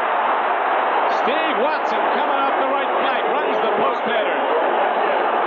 36 yards and a touchdown. First score of the game. All right, Don, usually you give credit to the offense when they make a long play like that, but in this particular instance, Steve Watson makes a hook and go, but who cares about the hook, man? You're standing down there, all you've got to protect is your goal line. They've got about 25 yards to go for a first down. This is something that very rarely happens to Bill Simpson. They gave more than enough time to throw it. Watson beats him. Touchdown. So Morton and Watson combined on their 10th scoring strike of this season. Watson averaging a touchdown reception. Almost 1 in 3 of his catches have gone the distance. A free agent receiver who's been the big difference in the Denver receiving game. And now Steinfurt gets the extra point way up in the air and through. And the Denver Broncos finally strike. First points up in this game with 1:15 to go in the first half. It's 7-0 Denver. They'll kick off when we come back. To help you buy a new car, Chrysler is holding 81 sticker prices on its Omni and Horizon Misers and Customs, its Aries and Reliant K 2- and 4-door base models. 82 cars at 81 prices. And now at participating dealers, Chrysler savings certificates save you $300 to $1,000 on most other new 81 and 82 cars and trucks, depending on model. For 82 cars at 81 prices, or savings certificates worth $300 to $1,000, come to Chrysler. Behind every Schlitz is a man who knows his beer. The people in St. Louis know their beer, but as a master brewer... Schlitzer. Thank you. I know one taste of my Schlitz can change a lot of minds, and now more people know. I like Schlitz better than Bud. I'm a Miller drinker, but you have to taste Schlitz to believe it. Mr. Sillinger, your Schlitz tastes good. It's a good tasting beer. Here's to it. Behind every Schlitz is a man who knows his beer. This is Brian Gumblin, New York, at RFK Stadium in the rain. John Smith has put the Patriots 3 more points farther ahead of the Redskins with a 46-yard field goal. It's Patriots 15, Redskins 7 in the second. Don? Thanks, Brian. Redskins a contender in the Marcus Allen Bowl. The last shall be first in the NFL draft, and they're working on it. Up there, they're going to get a good one. Kickoff. 2 rookies, Rob Riddick, Byron Franklin are back. With the win, the ball carries out through the end zone. And so the Bills will go on offense at their 20 with not a lot of time, 1:14 to play in the half. Well, let's take one more look at the touchdown pass. Third and very long yardage. Any sort of underneath pass is fine. We mentioned they haven't been getting enough pressure on Morton when they just run their linemen. They did that on this occasion. Simpson was trying to come up, make a big play and an interception. Instead, it cost him 6. The Broncos strike long. They got the big gainer, you'll remember, to Watson earlier to get down close. Then after the sack by Cush, they go into the end zone. Morton to Watson. Joe Ferguson's thrown the ball 12 times, has completed only 4 for 36 yards for Buffalo, and he's working right out of the shotgun on first down. They've got a long way to go. He stands in, he throws. Ball is tipped by Gradishar. That Gradishar just covers the whole field. You got it. This is when it's most dangerous to be trying to pick Denver apart. After they've made a big play, they come back. They're looking for something opportunistic. There's 1:10 to go. It's fine to throw the ball, and Joe Ferguson is one of the best at doing so, but he better be careful right here. Broncos really play that zone defense with the speed at linebacker. Gradishar, who Woody Hayes called the best backer we ever had at Ohio State, moving all over the field from his inside linebacker position. It's 2nd down and 10 now for Buffalo. Ferguson takes a look in the flat. Man's there. Frank Lewis catches the ball. First down reception at the 33-yard line, but the clock's running. It's down to 1:04. I don't know if the Bills know that. They think he's out of bounds. He is out of bounds. I don't know how they could call it in the field of play. Clock is running as the Bills align without a huddle. 1st and 10. Game clock down to 52 seconds to play. Broncos leading 7-0. Ferguson with time. Now throws. Out of bounds. 44 seconds to play. And that was close. That was the kind of move that a guy like Frank Lewis makes, and it looks so easy you don't notice the problems that he has. They ruled he had 1 foot off the ground when he caught the ball and went out of bounds, but it was close. I tell you, John, Ron Jesse Talk about running a fly pattern. He was 80 yards down the field. And the Bills need that kind of distance now as they're out to their 33-yard line. 2nd down and 10 coming up. 44 seconds left in the first half. Broncos got off the schneid here with a 36-yard strike. Morton to Watson. Now the Bills trying to come back. It's 7-0 Denver. Up the middle. Jerry Butler loses the ball. Jerry Butler, who is an acrobat, goes up in the air, and Thompson thought he might have intercepted. He throws the ball down. Yeah, he thought he might have intercepted, but I'll tell you what, if Butler had grabbed that ball and held on, he was gone because there was nobody in his area. It's the kind of break of Buffalo needs right now because they have not converted any of the good field positions they've had. They've dropped an awful lot of balls in 3rd down situations. This is an extremely well-thrown ball. We've seen Butler catch these and take them in. This time he just solid dropped it. The Bills attach critical importance to this game. They feel if they win, make the turn at 5-3, they're going to be a contender. They lose, they could be in big trouble at 4-4 heading into a tough second half of the season. Ferguson throws, man is there. Lewis catches the ball, works to get out of bounds and does. At the 48, he's got a 1st down.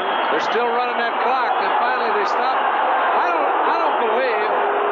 They must have said he stopped him before he went out of bounds. That forces them to call a timeout. Or they were just confused. But the game clock shows 29 seconds to play. First half. We'll be back at Buffalo after this. Hi, I'm Billy Brown of the Denver Broncos, and this is my wife, Susan. And this is Dave's wife, so come on and join us. Today, the YWCA is at the forefront of agencies that serve women, helping them to meet the challenge of a changing society and their new role in it. Here, Y programs help women who want to work, to learn skills, and develop professional talent so they can get jobs. Through your volunteer support of the United Way, you're saying, yes, I care, and I want to see you all make it. Y serves working women with dependent children through daycare and after-school care. That's why we can say, thanks to you, it works for all of us, the United Way. Everyone is doing their part. America's improving the country and time. Thanks to you, it works for all of us, the United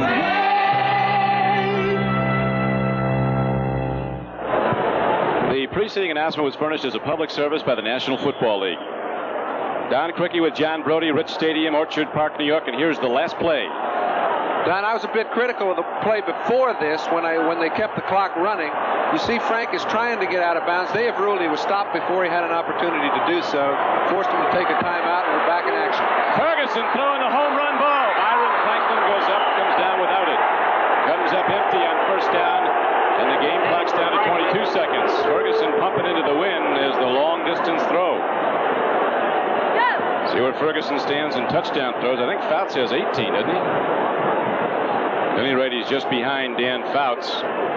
Well, you know, it's a little misleading, though, when you talk about touchdown passes because the structure of Buffalo's is not at all like that of San Diego. San Diego comes out firing from the locker room, and their whole offense is Fouts throwing to Joyner, Fouts throwing to whoever. In this case, you've got Ferguson throwing in situations primarily, all right? And I think that he has been so effective throughout the year, it goes unnoticed. Well, he spreads his people out to either side. 2nd down and 10, 22 seconds to play in the half. Bills off, offensive line doing a big job. There's a man open, Mark Bramer, the tight end. Bramer wisely gets out of bounds. He's on the Denver side of the field with 14 seconds to play in the half. They need a lot more distance, though, to be in field goal range with this win. I think they have to get it inside the 30. Anything under 45, 46 yards is realistic. But that means they've got to get a 15, 16-yard gain in the next 14 seconds. They've still got a couple timeouts left. Joe Ferguson, one of the Louisiana quarterbacks in the league. Of course, he played collegiately at Arkansas, was a 3rd-round draft choice. State of Louisiana. Lots of starters. Ferguson here at Buffalo. He's from Shreveport. Terry Bradshaw went to the same high school. Woodlawn High at Shreveport. Kirk Jones from Baltimore. David Woodley at Miami. Here's a throw and a strike. Ball is caught by Bramer. The Bills got to the 33. 8 seconds left. They call it timeout. I'll tell you how important that was. They called a timeout. He called one. By saving 2 seconds, he's got a chance to make another completion. set the ball down, call a timeout with about 2 seconds. It takes about 6 seconds for a complete play to be finished. Had he let 2 seconds more go off the clock, had he been a little lost, they'd have had no chance to complete another ball. NFL 81, halftime coming up. You know, they talked, John, at the outset of this season with the balance in the league now. I think the play so far has borne that out. That it's going to take a lot less of a winning record possibly to get in the playoffs this year. There's not going to be as many 11-5s, if any. I agree with that, Don. I think there might be a few 11-5s, but there is not the one team that stands out above the rest. There are about 10 teams of equal magnitude, and you have to put the Philadelphias, the Dallases, and in this side you've got this team right here. Denver's another one. Miami's playing great football, but there's an awful lot of equality, and big plays. One individual making a big play will determine whether a team gets into the playoffs or not. Well, we've seen the only score this day, a big play. Watson getting free, going into the end zone on the reception end of a 36-yard touchdown pass play from Greg Morton. And now with 8 seconds left, the Bills looking to get close. And I think they'll try it by throwing an out to either guy. They've got Frank Lewis on the flank. They could throw an out to him real quick. And the corner's 100 yards off. Here's a throw. Here's a strike. Joe Prince out of bounds. 3 seconds left. You got it. Perfect execution by the Bills. So now Buffalo sends out its field goal unit. Very well conceived drive. They started out with 1:14 on the game clock at their own 20. Real good pass protection, Don. They gave Ferguson all the time he needed to allow his backs to run patterns in complement with the wide receivers, and it was very well thought out. Nick McMyer is the place kicker. See how he stands, 3 for 6 from 40 to 49 yards. It's going to be a 41-yard attempt, almost 42. Kick is high enough and long enough. He's got it. So, final play of the half. The Bills score. Buffalo hits the 41-yard field goal. Nick McMyer. And the game is airtight as we go to halftime. 7-3 is the count. Reeves and his Broncos in the lead. We'll be back after this. Fuel economy. Value for your money. To 3, first half points. Denver leading 7-3. And John Brody, there are the statistical numbers. Well, when you take a look at 4 for 14 for Morton, you say, geez, he had a bad half. They really weren't able to put many yards on the board or points. That's not right. Morton threw the ball very well, but he had a couple dropped by Riley Odoms that stopped their drives. He had a couple dropped by Watson. Finally, he made a great throw for a touchdown to Watson, and you got to credit his offensive line for giving him enough time to allow Watson to get all the way down the field, hook, take a look back at Morton, suck Simpson up, go down for the 6 points. So they've been able to do what they want. This group hasn't. Not yet anyway, but you know they're going to be working at it. 2 of the highest rated quarterbacks in the league. Morton coming in with a 110 rating. Ferguson well over 90. And coming in with 16 touchdowns thrown. There was a threat of rain at the outset of this day. They looked for even sleet. It was down in the 20s here in Buffalo last night on the great Niagara frontier of western New York. This town is buzzing over the Bills, has been the last couple of years. And now the Bills feel they're in the corner, on the ropes. They've got to start winning. They've been so up and down. They've played with enormous intensity. One big... Illegal use of the hands on number 53 of the receiving team while the ball was in the air. That's a previous spot penalty. The penalty is refused. Receiver's ball on the 20. If you would extrapolate there, John. I'm going to leave that one for you. Whatever, they're going to start out at the 20 with Ferguson at quarterback. Cribbs and Brown are the runners. There's the receivers, Butler, Lewis, and Bramer the tight end.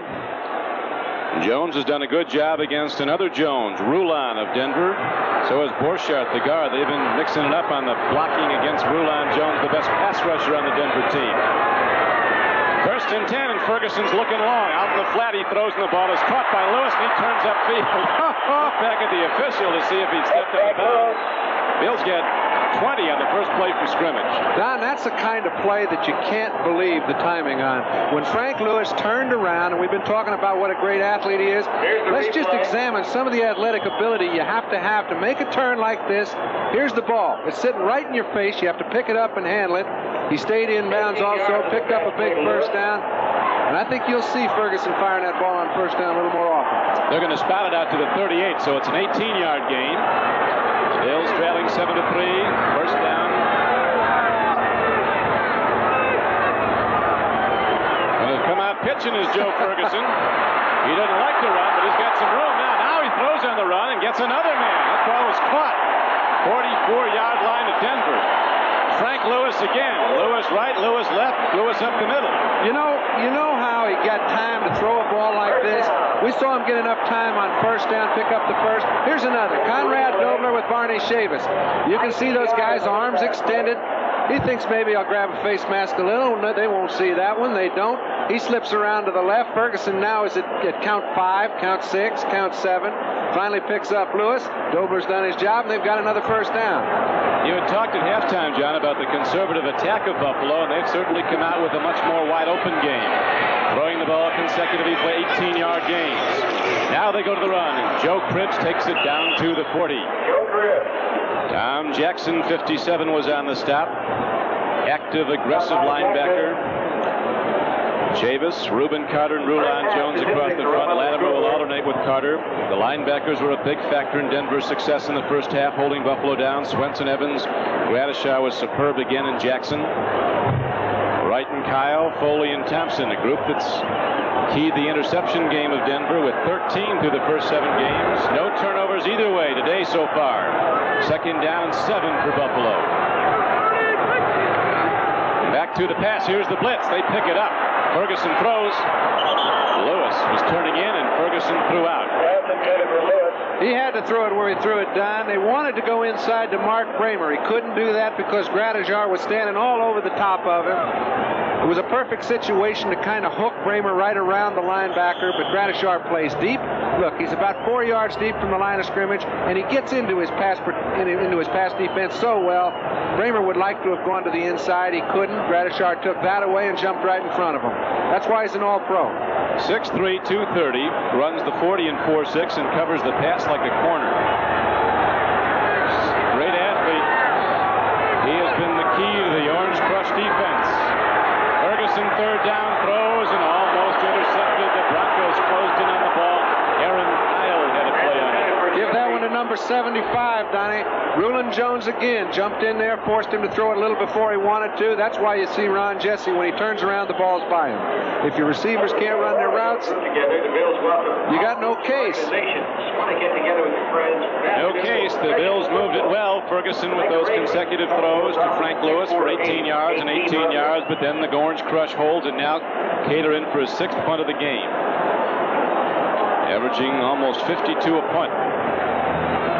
Wade Manning is the lone man back for the Bronx. High punt, and he put that up there. Guess it was high. Takes a hop. Out of bounds. Well done by Greg Cater, the Buffalo punter. Broncos start out deep in their own end. Punt was only 25 yards, but it was right where they wanted it to be. And so the Broncos will go on offense for the first time in the second half when we come back. Hey, 4 runs down. You want to concede the Michelob Light?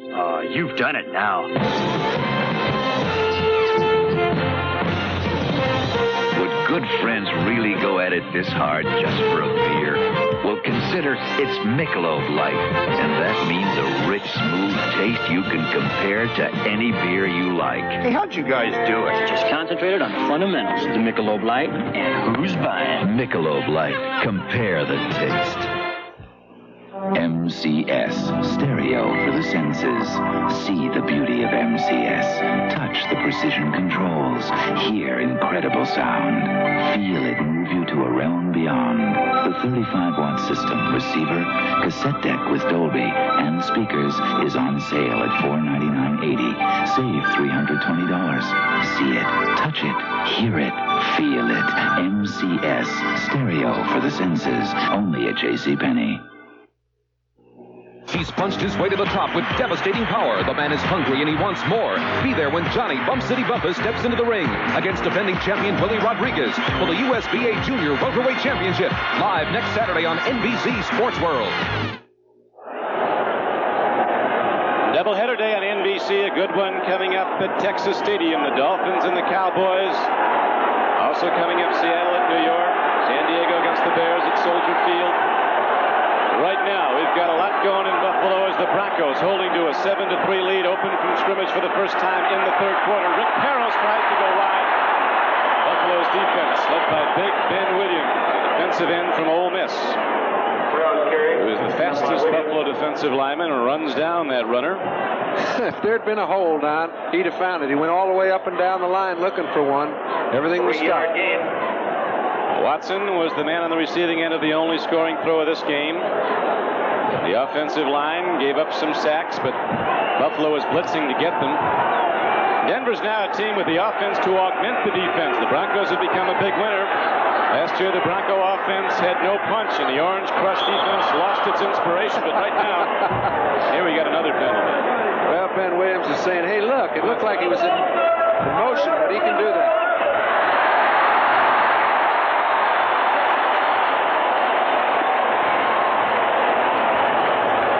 If you want to match spirited crowds, you pick the group that shows up at Mile High, 76,000 strong every time the Broncos roam. And this one here in Try this bunch. You know what they ruled? I guess they ruled he pulled him off sides.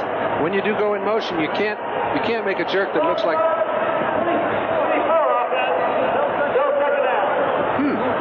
That's what they ruled anyway. The front three and the backers for the Buffalo Bills, looking to get back the ball. They did a good job holding Denver to 7 first-half points, but that was good enough for the lead as Nick Mickemeyer hit a 41-yard field goal in the closing play of the first half. It's a 7-3 game, and it's second down and 13 for Denver.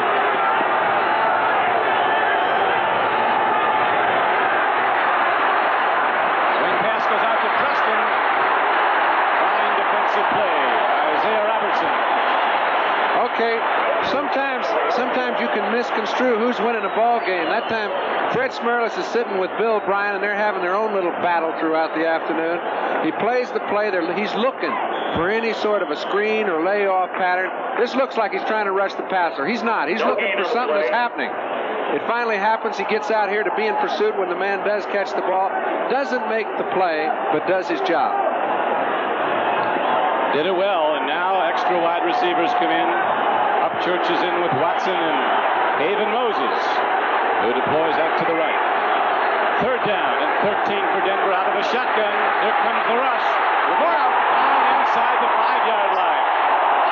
Rod Push, number 42, having a career day.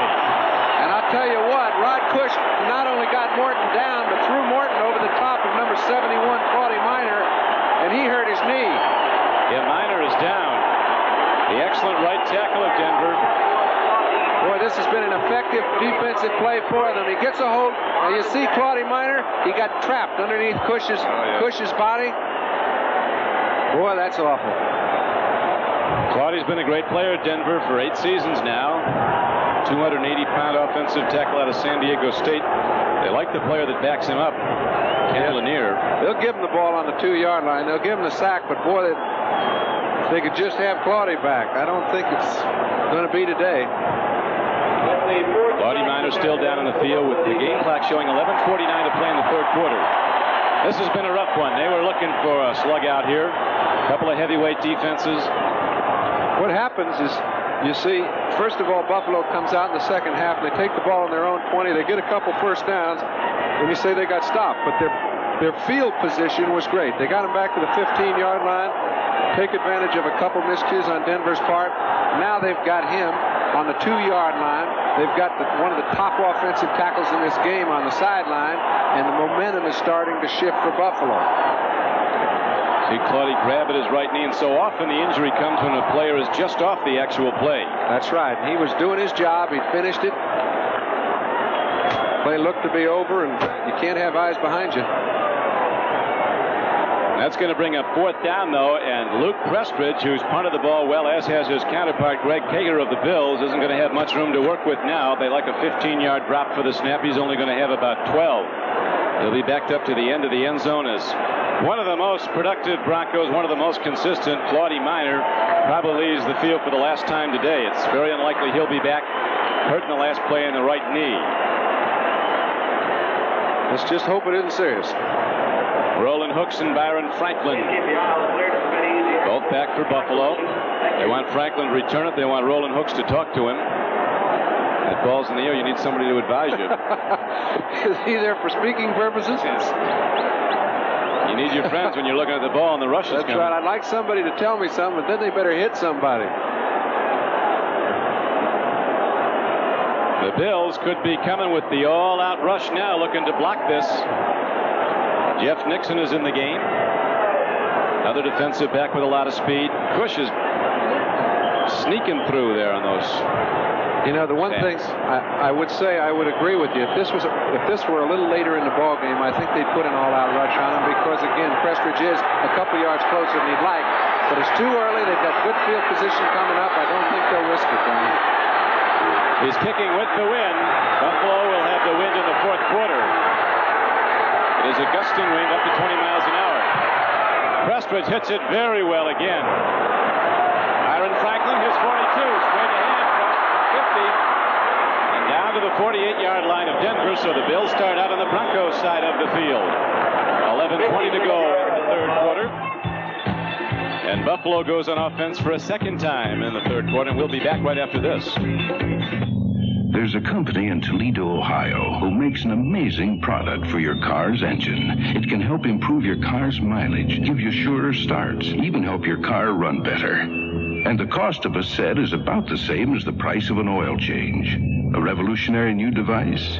No, it's a fresh Champion spark plug.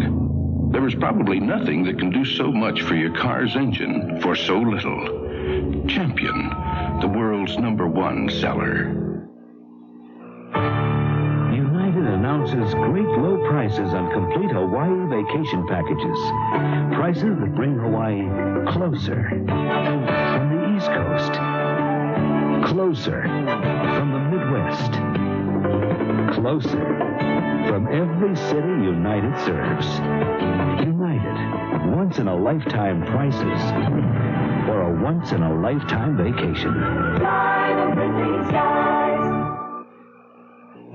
It's the Battle of the Big Apple when Richard Todd and the New York Jets take on the New York Giants. A showdown for bragging rights in New York City. Plus, Brian Stipe keys the battling Browns against the Buffalo Bills. And Captain Fouts pilots Air Coryell against Kansas City next Sunday.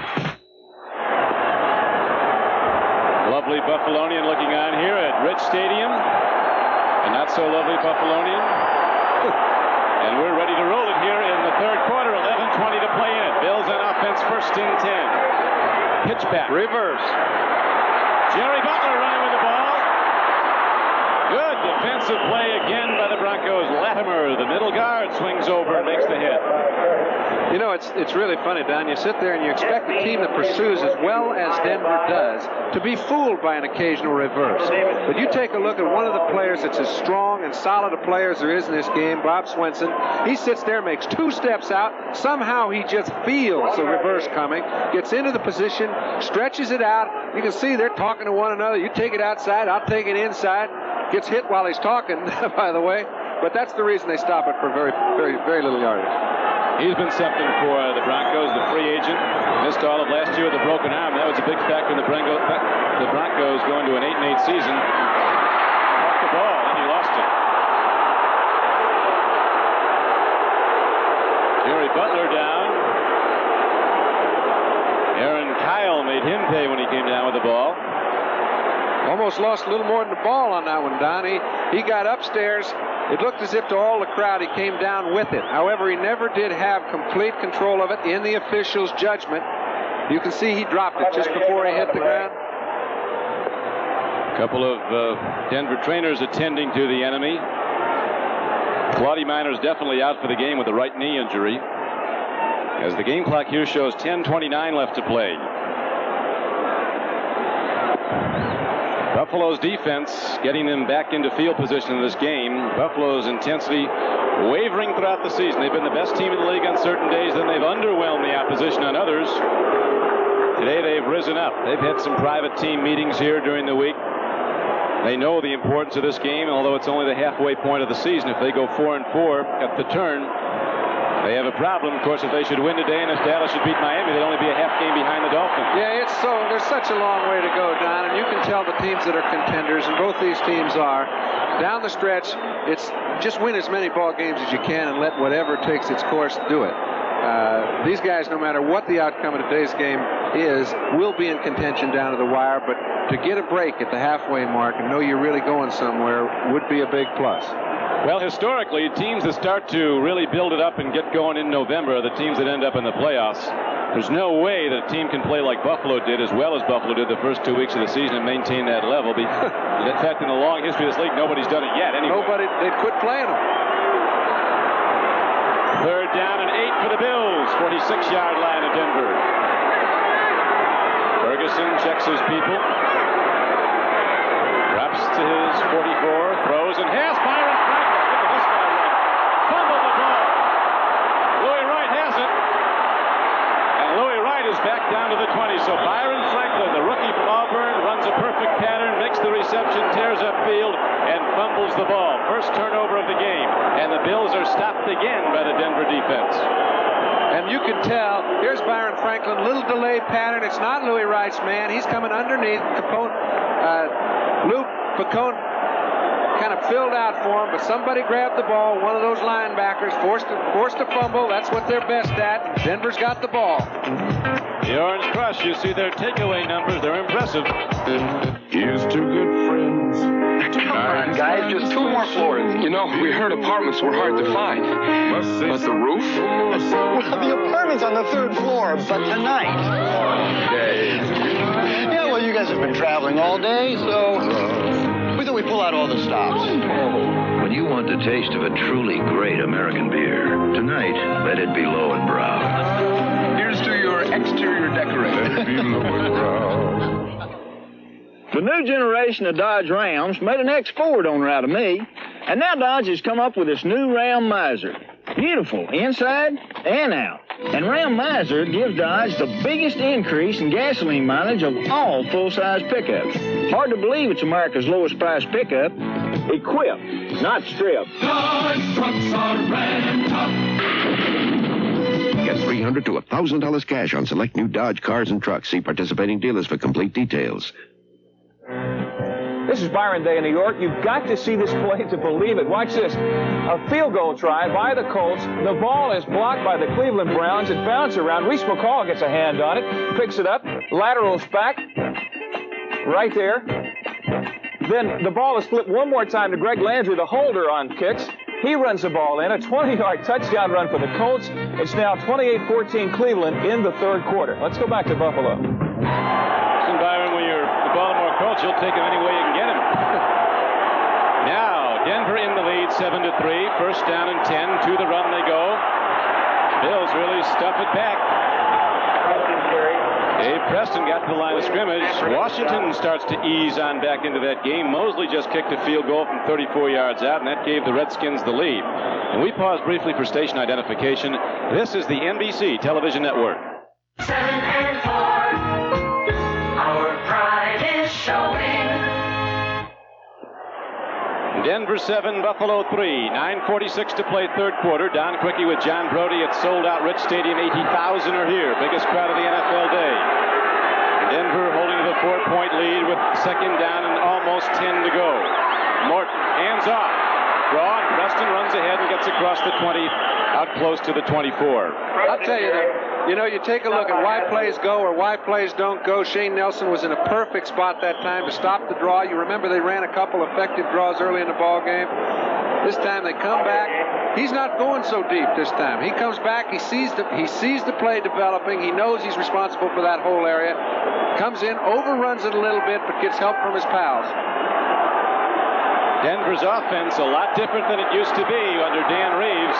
He was offensive coordinator last 3 years at Dallas. They led the NFL in scoring last year, scored 60 touchdowns as a team. Martin on 3rd down 5 takes a look, throws a strike, and it's tipped away. Mario Clark.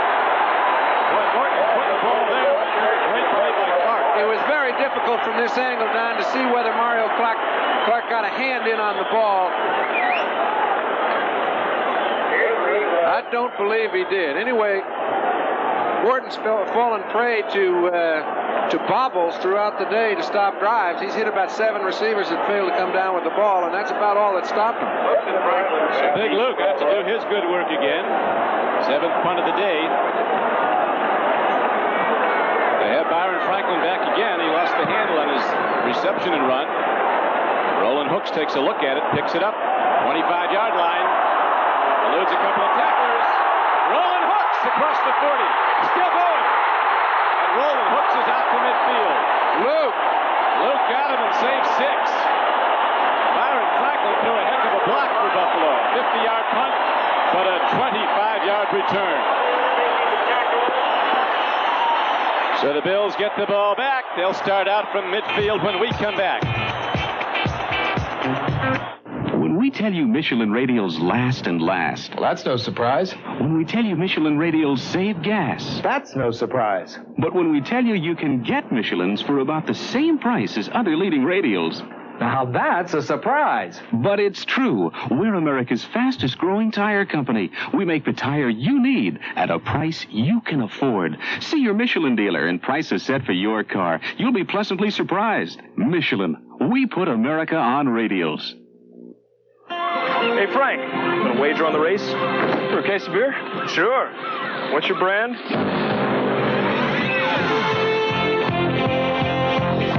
These boats will cover 200 miles before this wager's settled, but it's worth the wait, because it's for Michelob Light, that rich, smooth taste you can compare to any beer you like. You never beat a set bed before. We never raced for a whole case of Michelob Light before. Michelob Light. Compare the taste.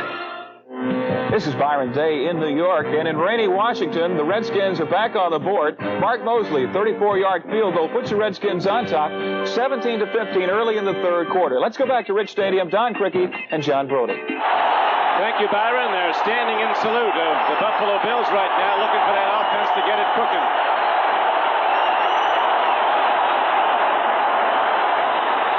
Got the good decibel level going here in Buffalo. 1st and 10. Handoff. Cribbs slashing up the middle, gets to the 44-yard line.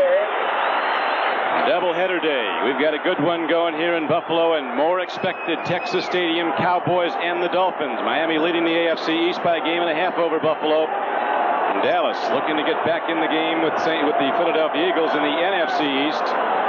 Seattle and the Jets at Shea. The Jets are rocking right now. They've not beaten Seattle in 4 previous meetings, though. San Diego at Chicago. The Bears in disarray. Gain of 6 on the run by Cribbs. 2nd down and 4. Berge calls one of his 3 timeouts. The Orange Crush threw him a look he didn't know. And he doesn't want to see that defense. Tell you, that was a 4-man line. You don't very often see it on 2nd down when Denver's playing against him. So Joe Ferguson goes over for some counsel, and we take a break. We'll be back after this. People ask me, what spark plug should I put in my Japanese car? I say, for short trips, you need a hot plug. Helps stop misfiring. For long trips, a cold plug. It runs smooth at high speeds. Then I tell them there's a marvelous plug for Japanese cars. It works like 2 plugs in one, hot and cold, because it has this longer power tip. Then I tell them something else. It's not Japanese. It's American. Autolite. If your morning shave has turned into a nightmare, gotcha. Wake up to the exclusive twin-action Norelco Rotatract razor. Inside 3 floating heads. Twin-action grips and raises hair up, then razors hair off, closer than ever. For twin blade closeness without a nick or cut, the twin-action Norelco Rotatract razor, cord or rechargeable. Because for close shaves, there's no action like twin action.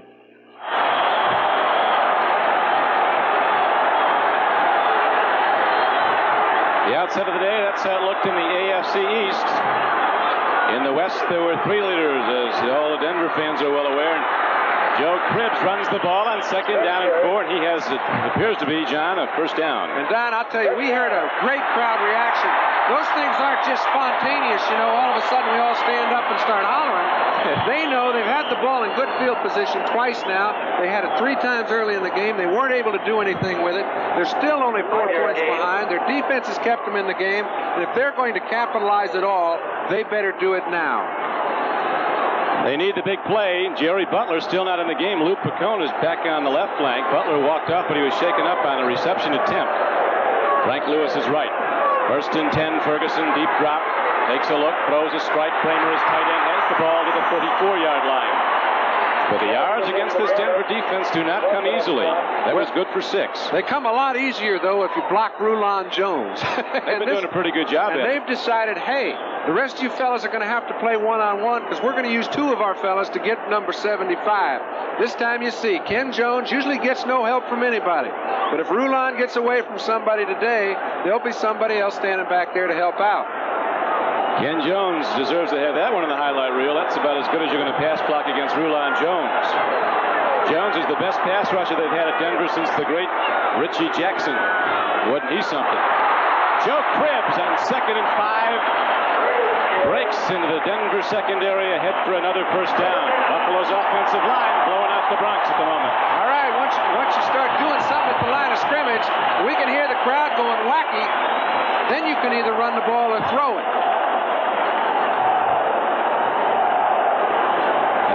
They got a good group here in Buffalo. You, of course, John, will be addressing them tomorrow. The Bills Booster Club got the room sold out, about 1,500 here for that.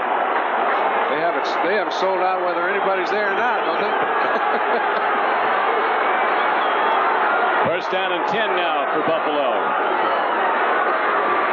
Look out. The Broncos make the big play. They come on the linebacker blitz, and Bob Swenson makes the kill back outside the 35-yard line.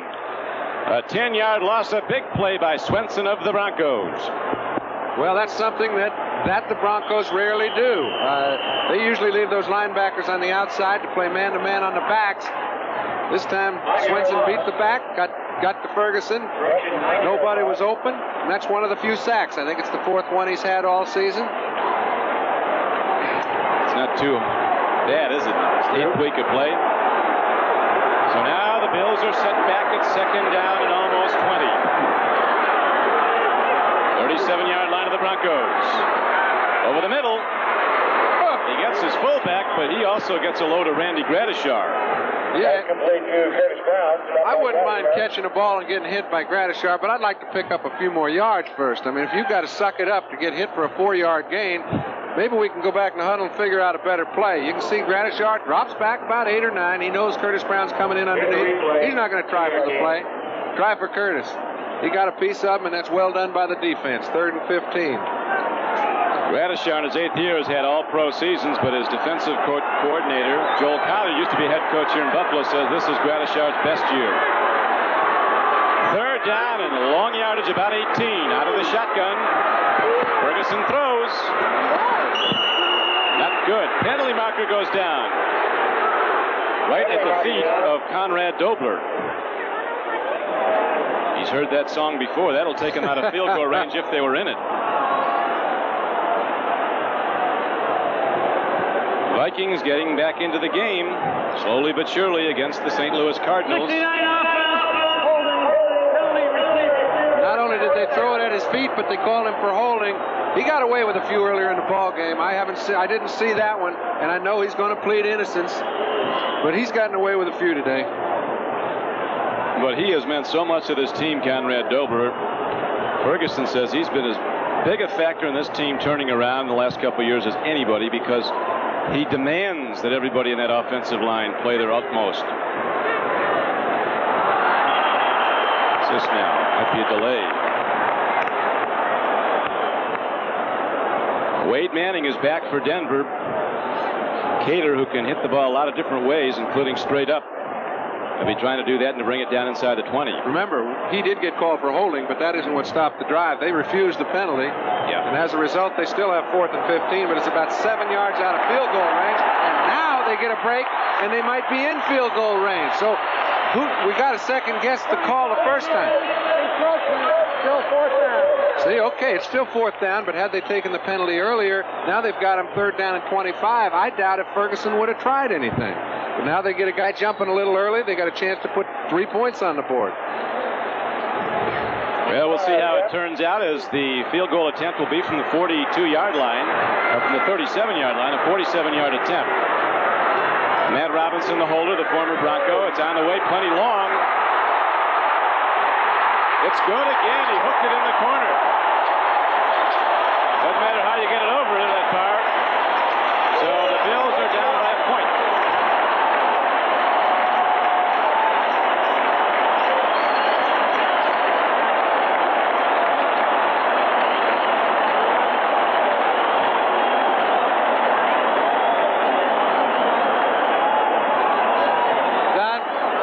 You said it's plenty long enough. You've got great eyes, because that baby cleared by about 1.5 feet, and there's a 5-yard penalty that just cost him 3 points. I was there the day Dempsey kicked the one from 63 yards out. I almost fell out of the press box. I bet it made it by more than that one did. They say it made it by a turn of the ball.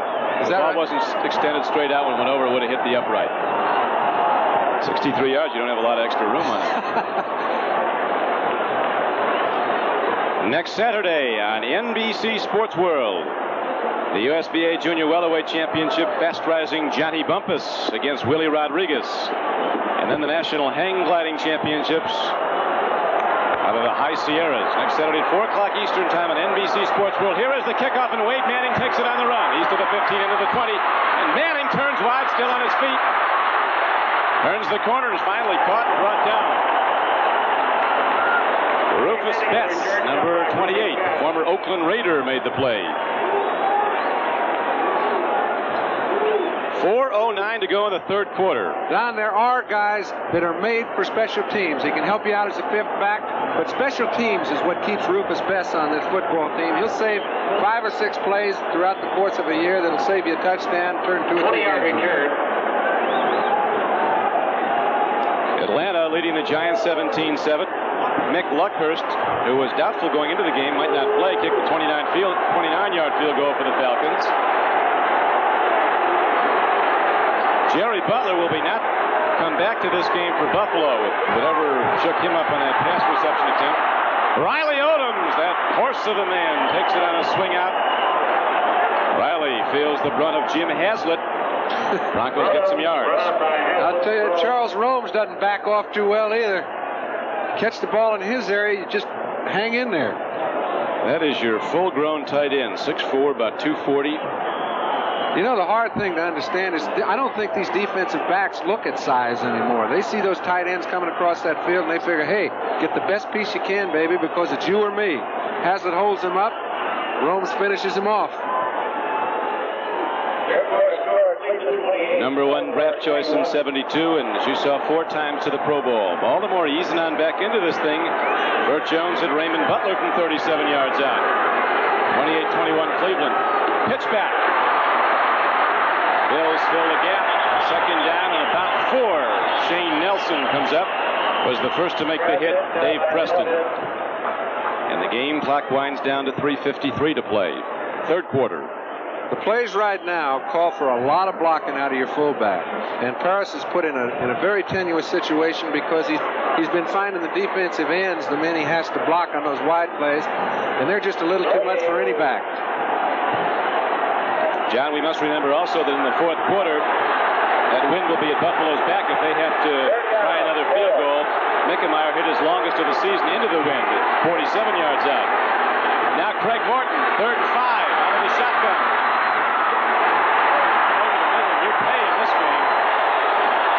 Steve Freeman, who's put a couple of knockout tackles on, just drilled Dave Preston.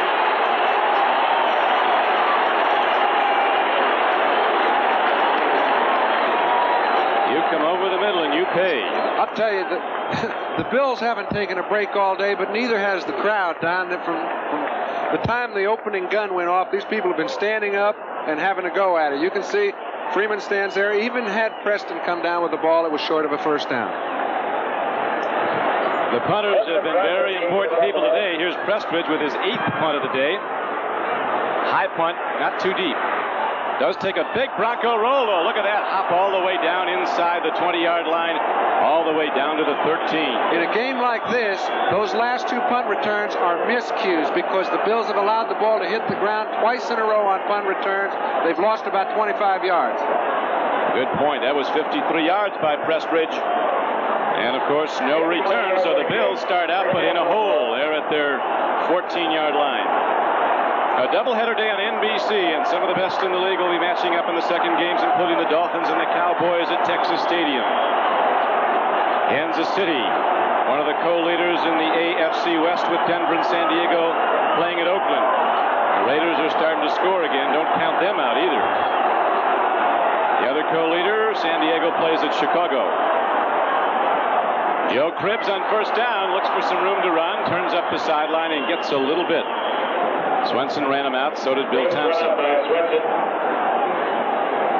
The plays come in from the sideline here at Buffalo. They're called in the press box by quarterback coach Kay Stevenson, who's about 2 feet away from us in the next booth.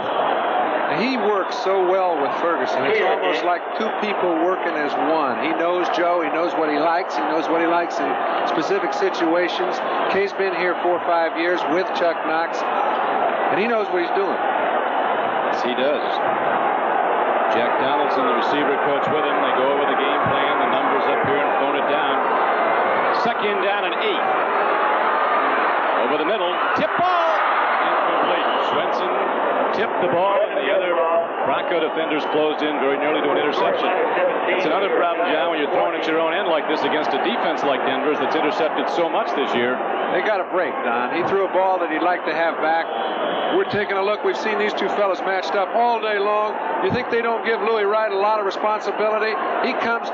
Lewis can get your back turned as well as any wide receiver in the game. He gets it on Louis, but Ferguson had already thrown the ball by this time. The Bills don't convert on this 3rd and 8 play. The Broncos could end up with good field position. The play originating at the Buffalo 17-yard line. Trying to get a screen out to Cribbs. They got him. People are out in front. Joey Cribbs turns the sideline. Did not get the first down, though. He got out to the 22. Had to get to about the 25.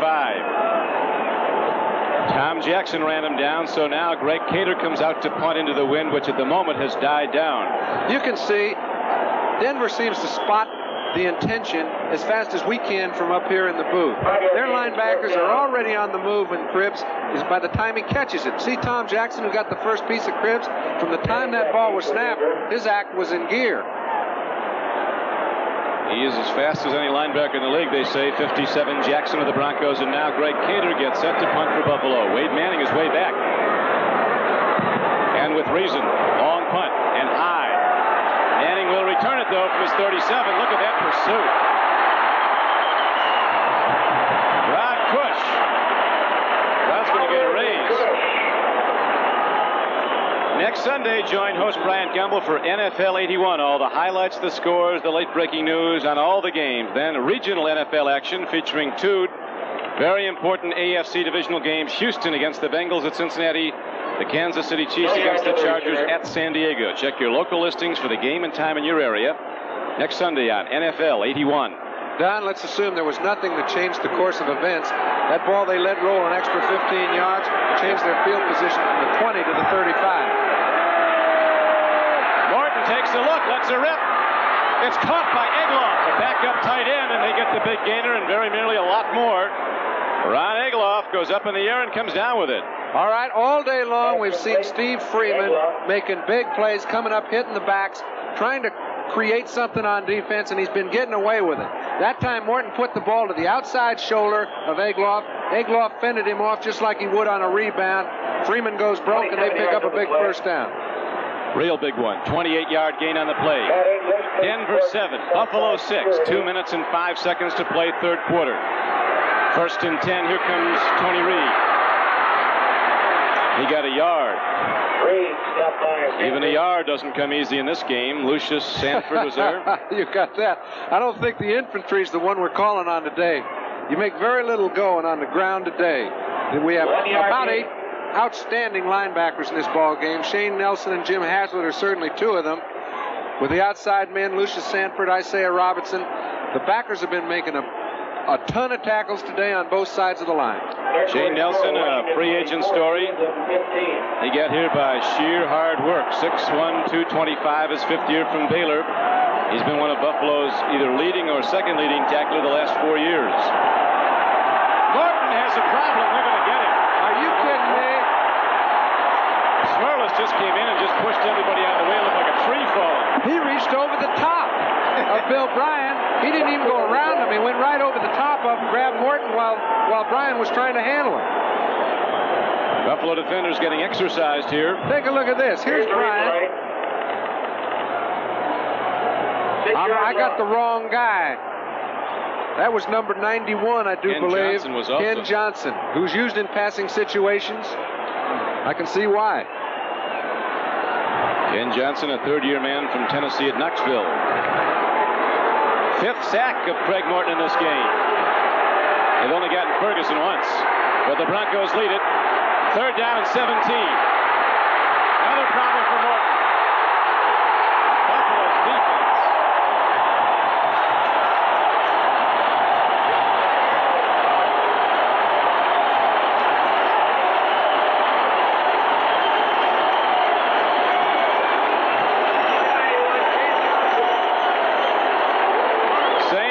Same guy, 91 Ken Johnson. 14-yard loss. So the Broncos are taken out of field goal range by a mile, and Prestridge in to punt again. You pointed out, John, the Bills let the last 2 punts drop, and both times they took long Denver rolls, as they usually will on an artificial turf field. A good angled punt by Prestridge. He hits it out of bounds inside the 20. So the Bills start out with the ball again, 1st and 10, but again they start out in their own area at the 16-yard line. A 35-yard punt by Prestridge, but a perfect placement out of bounds. And this is the kind of game that little plays just like that dictate the outcome in. 7-6. This has been a good one. We've got a long way to go. 8 seconds left to go in the 3rd quarter. Ferguson has thrown the ball 31 times. He's completed 15 for 157 yards. But the Bills have not been in the end zone. Their points on 2 Nick Mickemeyer field goals. Denver 7, Buffalo 6. Last play of the 3rd quarter. Ferguson's going to make it a throw. Swings it out.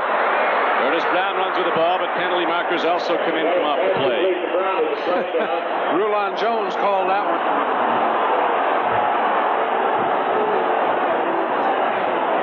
Rulon felt he was held. I'll tell you one thing, though. The guys that have been blocking against him have done a pretty big job on Rulon. They have lately, but it's taken a couple of them. Ken's done fine, but he's just more than one man can handle. You remember Richie Jackson. Yeah, do I? They say he's the best they've had in Denver since Richie Jackson, Sheriff Jackson. He did some damage. 86 offense, holding, half the distance to the goal line, still 1st down. The last play of the 3rd quarter, a hold on Mark Bramer, the tight end. So at the end of the 3rd quarter, the score is the Denver Broncos 7, Buffalo 6. We'll be right back after these messages from your local stations. Fact is, any chainsaw will cut down a tree. How many trees will it cut down before it breaks down? Steel chainsaws are built tough, with the most durable, lightweight metal alloys, high-powered engines, even the same type of cylinders used in race cars. Because a saw that's built stronger will last longer.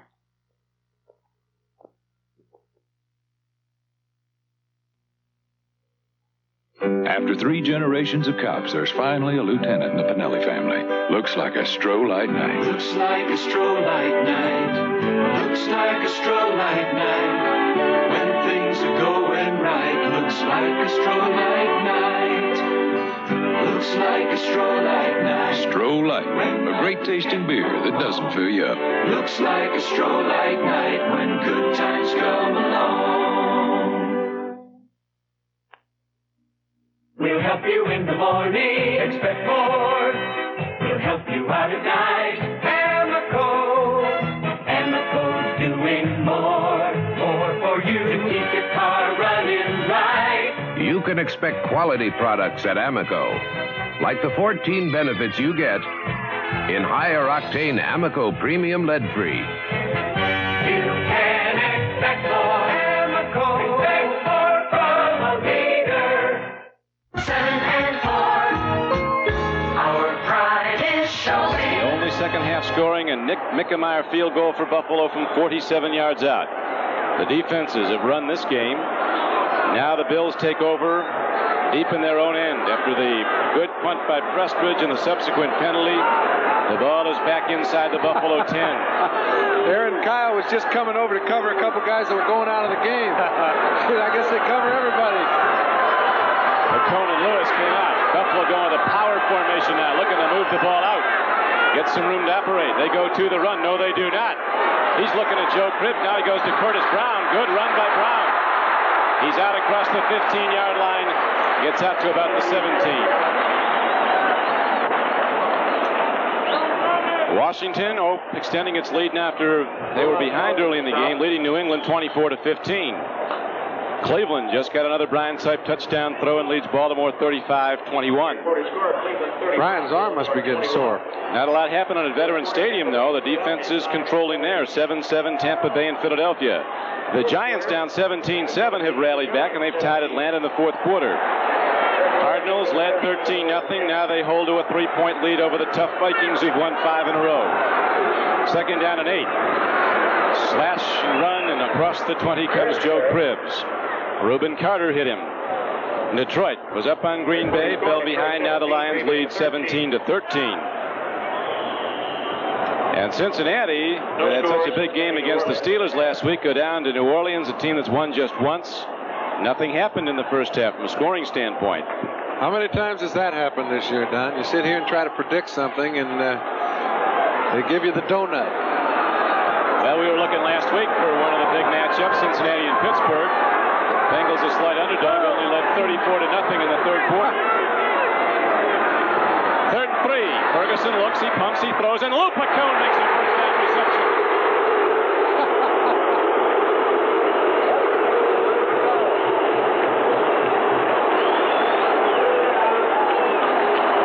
I'll tell you, Ferguson didn't have any time to spare either. On the left side, he knows Jones is coming. He put the ball the only place that could have been received. Picone isn't too tall for openers, but he can get down on the ground with anybody. Rulon, you see, he finally gets away from Jones, coming after Ferguson, hangs in there real well, takes the lick, gets the completion. They've got 1st and 10. 1st and 10 it is for Buffalo. The Bills trailing the Broncos 7-6 early in the fourth quarter. 12:55 to play in the game. Ferguson play faking. Home run ball. Lou Picone going for it. Penalty markers down at the line of scrimmage. Holding against the Buffalo Bills. Well, whenever you give your quarterback that much time, there's always that vulnerability. They gave Joe an awful lot of time on that play, and he used all of it. He waited till Picone got about 30 yards down the field. You see Reuben Carter throwing the center around. Everybody's hanging in there, and don't think when Ferguson's firing the ball this far down the field, he doesn't sit and say, "Okay, guys, hang in there, do what you have to do, but I need the time." Holding, 73 no first down. Borchardt, the left guard, is called for the hold.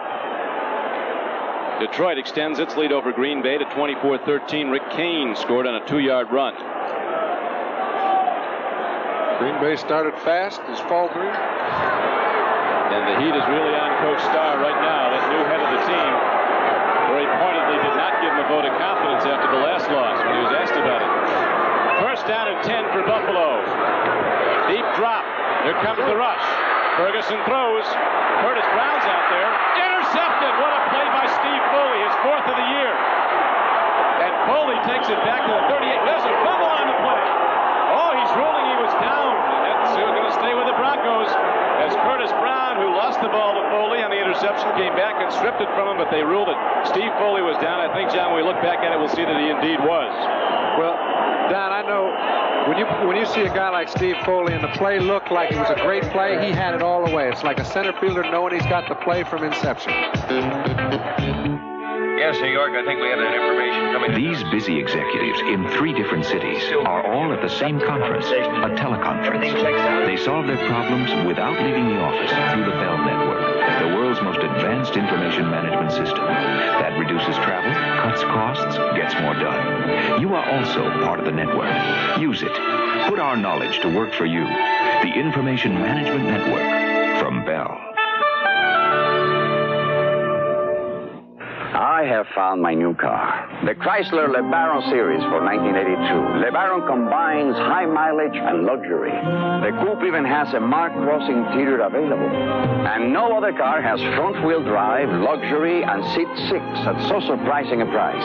Lee Iacocca's dream to combine high mileage and luxury is a reality. The 1982 Chrysler LeBaron Series, they are like no other cars in America, Europe, or Japan. My new car. Thursday, Different Stroke starts the new season on a different night. Gotcha! And raise the roof with laughter on Gimme a Break. You'll love it. With John Brody, this is Don Criqui back at Buffalo. Here's the last play again. Well, this is what you call, I know I've got it all the way, but I don't want Curtis Brown to know it, try to come back and interrupt my procedure here. Foley just playing great free safety, just like a center fielder, as we mentioned. Takes it on the dead run. Big turnover, 1 interception, 1 fumble. That's about all for the day. Foley wanted 12 children. He knows you got to grab it when it's there. First and 10 now for Denver. Broncos lead by a point. Martin throws and gets his tight end, Riley Odoms, who's down to the 47-yard line of Buffalo. The pattern's been set, Don. Whenever they need ball control, they go to Riley Odoms. If they need something down the field, they go to Steve Watson. And the people that have been doing the job for them all day long, when they haven't sent backers or defensive backs, has been this offensive line. Look at Bill Bryan working on Smurlus. These guys are really in there battling. Vlasik's been an underestimated guard for years. He's doing his job. That's why you don't hear much of him. Bill Bryan was voted by his teammates Denver's MVP on offense last year. Swing pass goes out, and the ball is caught by Preston. He's down to the 44-yard line. Washington now holding to a 2-point lead as Sam Cunningham just took it in from 4 yards out for New England. 24-22. Time a factor. Still a lot to go there. 13-12 to play. Cardinals open up a 20-10 lead over Minnesota. Dan Reeves checking this whole thing out from under the western New York sun. Boy, his composure is unbelievable, Don. You know, over the years, as a player, he learned things so swiftly. He was a veteran after about 3 ball games. Seems to be the same way as a coach. Franklin hit the field goal to bring the Eagles ahead of Tampa Bay. 2nd down and 7. Here's Morton with time, and he's done it when he's got it. The ball is knocked in by Sherman White. Defensive end Sherman Wright was ridden off the play. Some good blocking by Kelvin Clark. All right, what happens is assignments change from play to play. This time, Morton had a lot of time to throw the ball, but he didn't have any of his receivers down the field open. He's biding time, trying to come off to his back, Rick Barrows. What does he do? Here's Sherman White. He's standing outside, but he knows he's in a pretty good lane to block the pass if it comes to him. We can't see it, but he was in perfect vision. They've done some shifting in the line since the injury. David Studdard's gone from left tackle over to right tackle, and Kelvin Clark is playing at left tackle. Buddy Miner, normally the right tackle, as you know, out with an injury. Morton looks and throws. It's lost. They had it and lost it. That's happened to Buffalo so much this season. Charles Romes had it and was looking at the end zone more than the ball. It's happened to them twice today. Their defense has created situations for them to make big plays. When they've had the opportunity, they haven't come up with the ball. Watson runs a pretty good pattern, but he's well covered. I mean, this is something Romes can wait for the whole day. A ball thrown just a little bit underneath when I'm pretty close, and away we go. Whoops. Next case. He's played well, but one just like that at San Diego cost Buffalo a playoff win last year when he dropped one right in his hands. Roland Hooks and Byron Franklin are back. Prestridge will hit the ball across his 45. Hits it high. Angles it. Byron Franklin lets it roll. Goes out of bounds, and again, Prestridge does an excellent job for the Broncos, hitting the Bills back in their own. End of the field, Denver holds to the 1-point lead. How about Michelob Light for the winners? Sure, but we get mighty thirsty.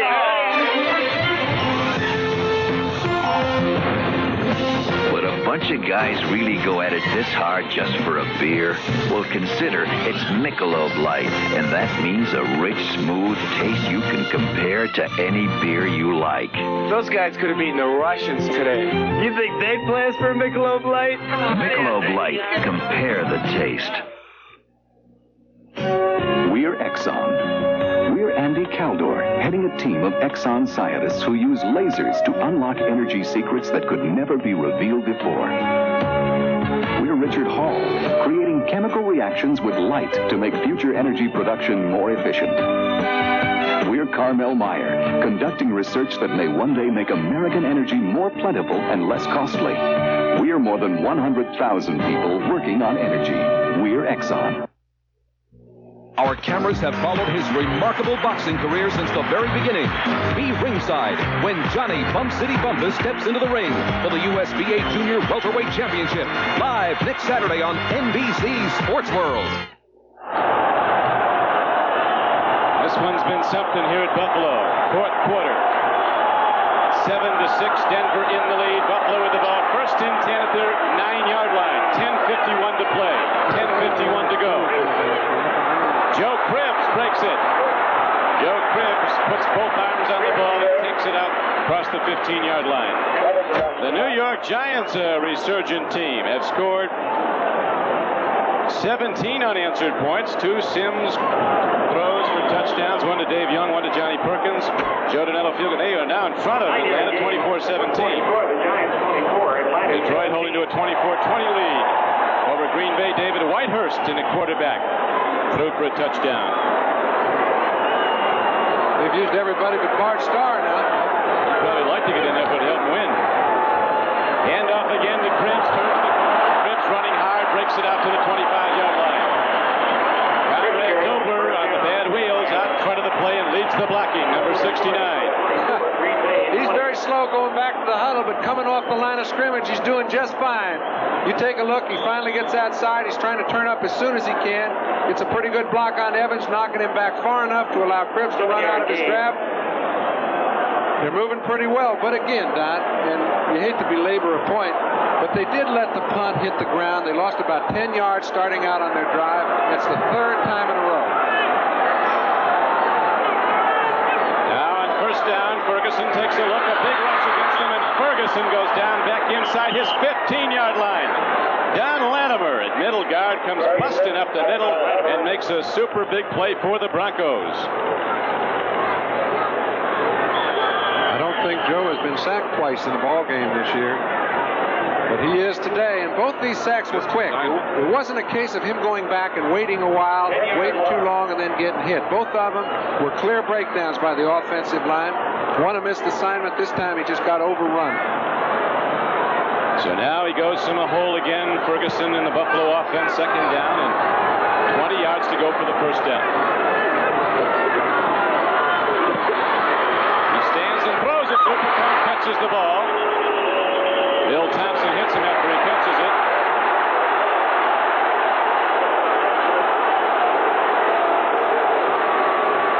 Pound for pound, there isn't a tougher guy out there than 89. Unless it's number 12.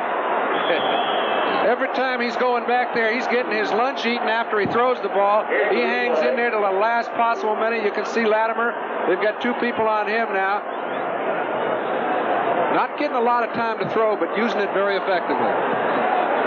Of course, the great young receiver, Jerry Butler, has not returned to the game since he was hit hard going for a pass. They've lost a lot of speed. McCone can catch it, but he can't run the fly patterns. Here's Frank Lewis, who can. He's got the ball. Aaron Kyle caught him, but Frank Lewis is ahead for a first down. And there's a penalty marker down. It's coming back. You wait all day to get enough time to get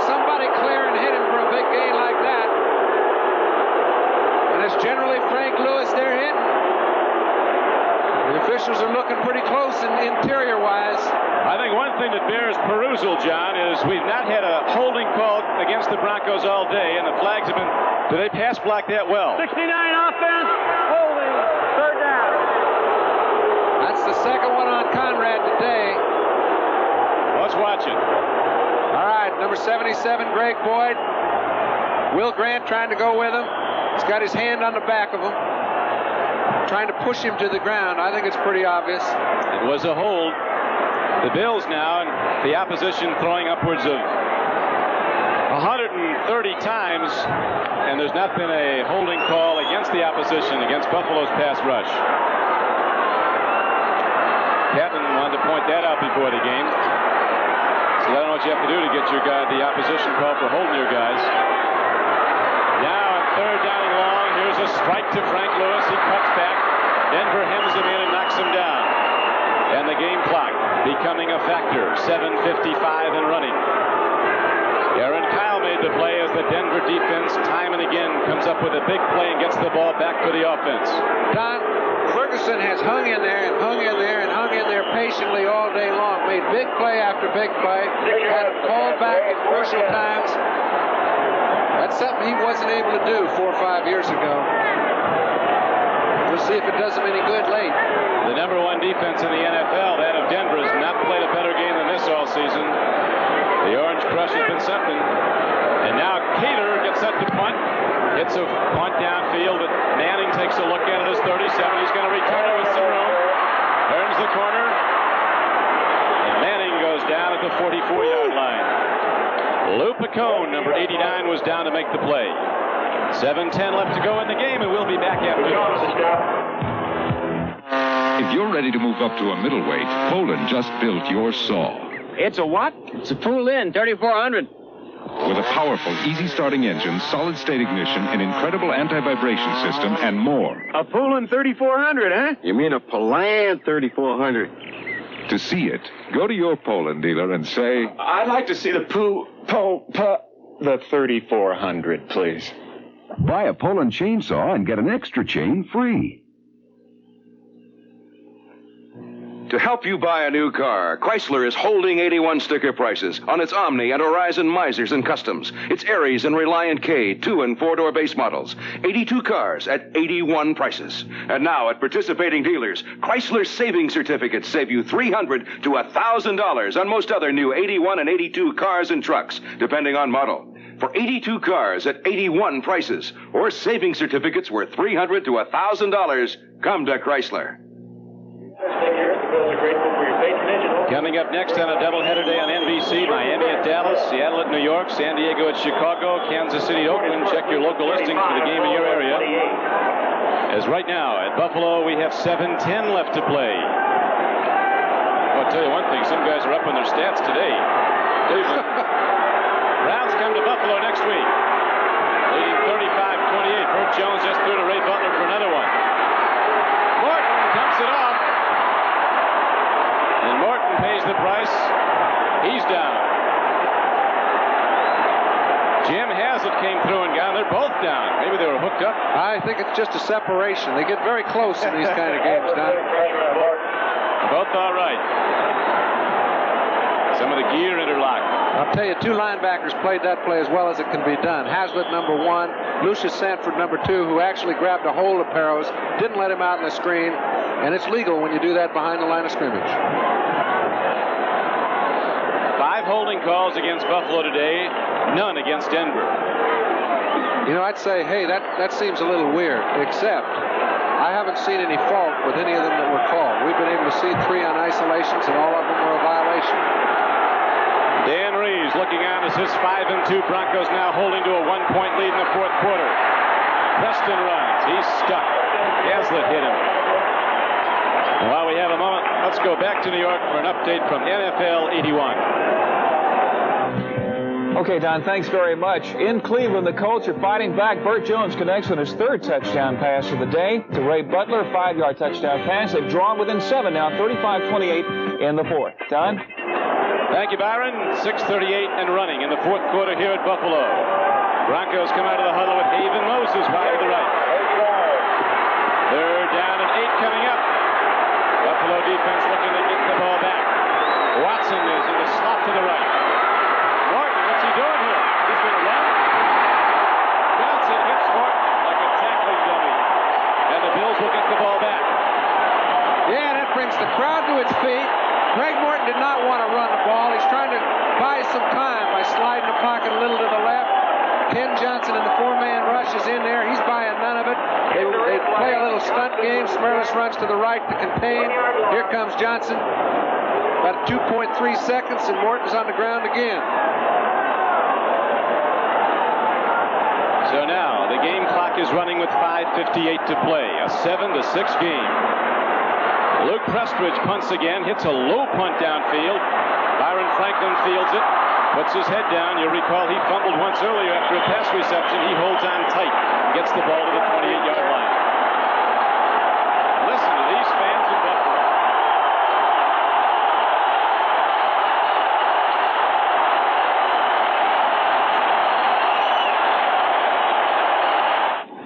You already know that Napa has quality parts for American cars. But how about Napa's import parts? Well, whether you drive a Spider or a Beetle, a Thing or a Brat, or if you just happen to be driving a Rabbit or a Fox, a Miser or a Midget, you can find Napa parts for it. And that adds up to dependability in any language. Because from Audis to Z cars, when the name is Napa, the standard is quality. Michelob brings you the 7-day weekend, Southern style. The style and grace that is the South is reflected in one great beer, Michelob. That smooth and mellow taste has its own special way of saying, y'all come back and see us anytime. There's nothing better on a rainy night in Georgia. Put a little weekend in your week. Yeah. John Brody, you were talking earlier about how costly it was for Buffalo to let those punts drop and roll. That time Franklin saved them some yardage. They've got good field position. Swings it. McCormick catches it and loses it. Incomplete. Hey, these Broncos, you catch with your back to them, you better wait for something bad to happen. That works both ways, Crick. I'll tell you, we've seen a lot of balls bouncing around out there, and there's a reason for that. The people playing defense have something to do with it. Total yardage, Buffalo has 278 total yards. Denver has 208. But Denver has the 1-point lead with 5:40 to play. Second down and 10 coming up for the Bills. Their 29-yard line.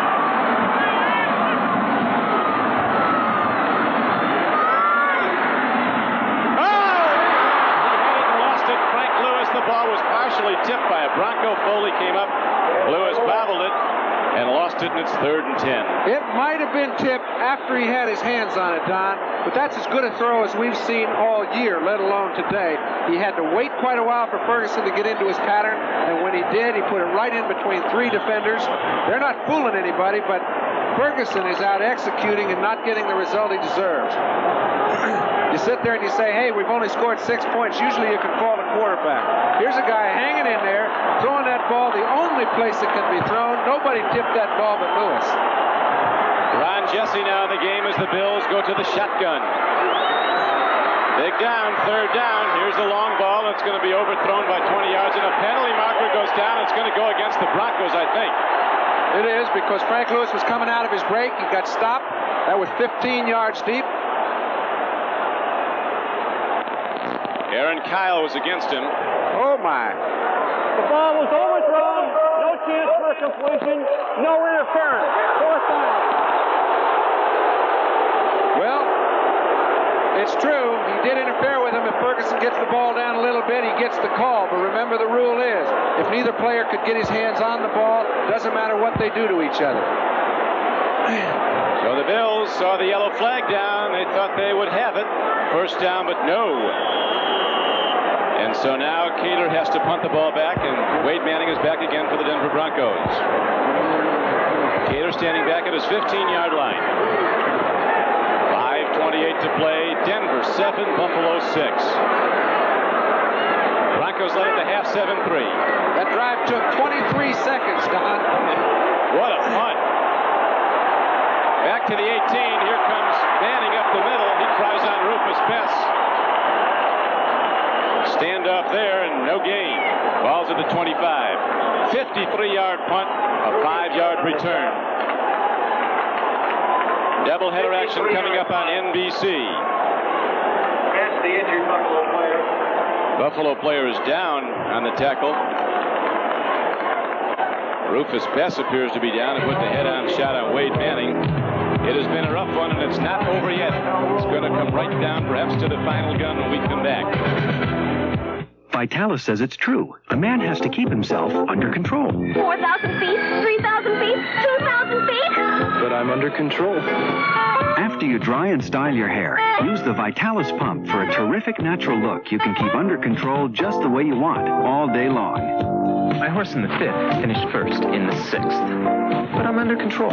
Who says it's true? Vitalis says it's true. A man has to keep himself under control. I'm under control. This is Byron Day in New York. The Saints are waking some folks up down in the Dome. Watch this. George Rogers zips off right tackle for 19 yards, his 5th touchdown of the year. Saints now out in front in the 3rd quarter, 7-0. Let's go back to Rich Stadium. Don Criqui and John Brody. Thank you, Byron. The two players who collided on that punt return, Wade Manning, who was the hittee, and Rufus Bess, who was the hitter, both went down and just got up now. Don, I don't think I've seen a ball game all year where there have been as many solid open field hits. I mean, they're just knocking each other out. Okay, Wade Manning. How many times do you see a guy take a ball 53 yards from the line of scrimmage and have the pursuit there as fast as it was there? And I mean, the action's heavy when they get there. Mama, don't let your babies grow up to be punt returners. Short duration careers. 5:17 left to go in the game. Broncos by 1. They go to the run, and Preston is swarmed under the 27-yard line. Jim Haslett made the stop. If Craig Morton does not put the ball in the air, and it's something he would like to not do, I don't think they're going to get past the line of scrimmage, because the people in Buffalo right now have been on the Bills' side all day long. They're pumped up. They're just waiting for something to break. They could get the ball in excellent field position with the wind if Craig doesn't create a first down. Good point. 4:45 left to play. Denver by 1 point, 7-6. Second down and over 10 for the Broncos. High set in the backfield. To the run. Smurless throws aside the center. Teams up with Sherman White for the stop. An upset could be the making in the Superdome in New Orleans. We'll get to that in a moment. St. Louis has extended its lead now over Minnesota to 27-10. New Orleans, you saw the Saints taking the lead over Cincinnati, the leader in the AFC Central. That ain't easy to do, crush the Broncos. Broncos now with 3rd down and 10, and Morton goes to the shotgun, so he wants to be so careful. Stay away from the interception. Here comes the rush. Morton throws, and the ball is caught short of a first down. Rufus Bess, who was run in that tackle. Was that Rufus in there, or was that Mario Clark? I think it was Mario. Yeah, that's Mario Clark. Hey, that's great defensive back coverage, Donnie. When you can take a guy like a Steve Watson, get him 5 yards down the field, cover him, keep him short of a first down. Bills aren't going to have too many more cracks at it. See if these Broncos can hold them now as Denver sends back punter Luke Prestridge. Broncos holding to a 1-point lead, 7-6. Prestridge standing at his 18-yard line. The Bronco defense spectacular today, holding the normally high-scoring Bills without a touchdown so far, just 2 field goals. Prestridge hits a punt downfield, and a fair catch is signaled for and made. I don't know why it went to return it. National Football League rules require that we present away games starting with the opening kickoff.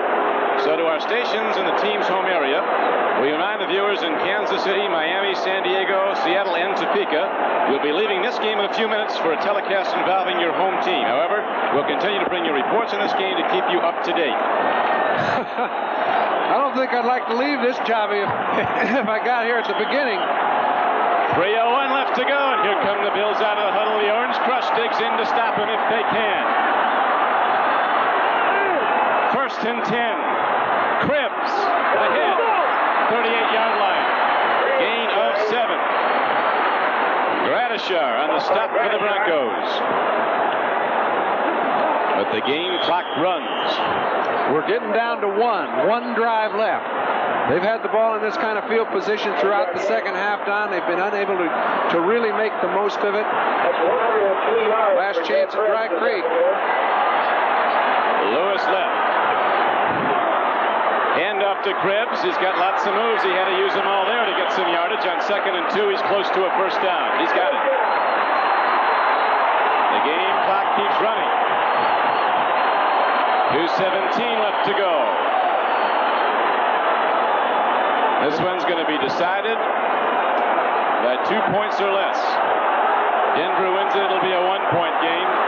Buffalo can get down and kick the field goal. They would win by 2. That's a long way from being achieved now as the Broncos fight to hold their lead. In the flat. Every yard's a big one, pal, right now. Every yard. They are so tough to come by, the yards in this game.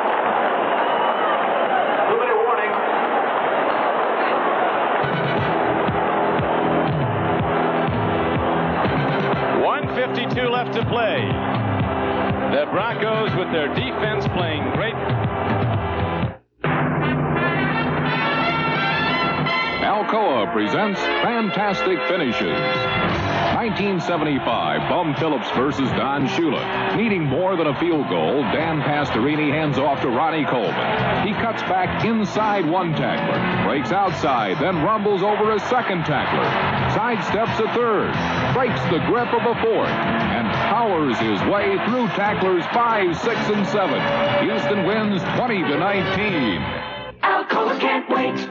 For half a century, aluminum has played an important role in the development of the automobile. That's especially true today.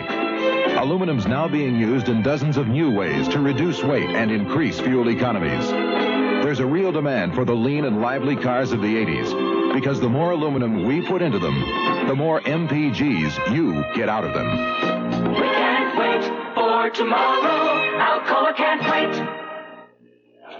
This is Brian Gumble in New York. At Cleveland, Mike Pruitt has provided the Browns with a little breathing room in the fourth period, going off the left side, 16 yards for a score. Cleveland now out in front, 42-28 over the Colts in the fourth. Let's go back to Rich Stadium. Okay, Brian, hasn't been that kind of a game here in Buffalo. It has been a defensive game, spectacular defensive play, excellent preparation, and then the execution by two of the best defenses in football, 2nd down and 4 for Buffalo. Ferguson with a drop. Here comes the rush. He throws, a man is open. Frank Lewis is down to the 35-yard line. Slips out of bounds. 1:46 left to play. What a football game.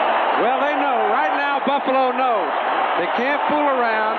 If they're going to move the ball, they got plenty of time to go on a drive. You can look for him to give it to Cribbs a little more. This time he found a way to get Frank Lewis one-on-one with Aaron Kyle. Had enough time to throw it, picked up a large first down. This is the best 7-6 ball game I've ever seen, Don. And you have seen a few football games. Been part of a lot of 6- and 7-pointers, too. First and 10, 36-yard line of the Broncos. Cribbs breaks it open. Joe Cribbs is down inside the 25-yard line. Listen to these fans. The sound of Buffalo. They're going to let it go down. A little 13-yard gain. We mentioned they can afford to give it to Cribbs. They put the defense in a bind with that long completion for the first down into Denver territory. And now the clock is on their side. Denver, you can look to call a timeout. Minute 14 left to play. They'll call a timeout if it looks dangerous. But the Broncos still have the lead, 7-6. First and 10, back to the run, back to Joe Cribbs, and he takes it down to the 18-yard line. And now, it is going to be an average distance field goal as the Bills continue to let the clock run. They might not want to risk a fumble because their place kicker is a long-range guy. Scores coming in, Washington with a 2-point lead. Cleveland in a scoring contest out in front of Baltimore. Philadelphia leading Tampa Bay by 3. But now the play is 2nd down and 6 for Buffalo, 32 seconds to go. Back to Joey Cribbs, and he takes it to the middle of the field. Don, we got some scores. We see the Giants playing well over Atlanta, 24-17. But right here, as we see the rest of the ball scores, there's 25 seconds left to go. They do not want to put the ball up in the air. They're going to let it go as far as they can. It's too late for Denver to call an effective timeout. The Bills have control. It's all up to Mickelmeyer. Good luck, big fella. Hope you carry us in there. Well, we speculated, John, this could come down to the final tick of the clock, to the final play, and that's what's going to happen. Our thanks to our producer, George Finkel, and our director, Harry Coyle, Larry Gluck, Larry Pollock, Ed Dorada in the box. The Bills call timeout with 4 seconds to play, so it all comes down to this one field goal attempt.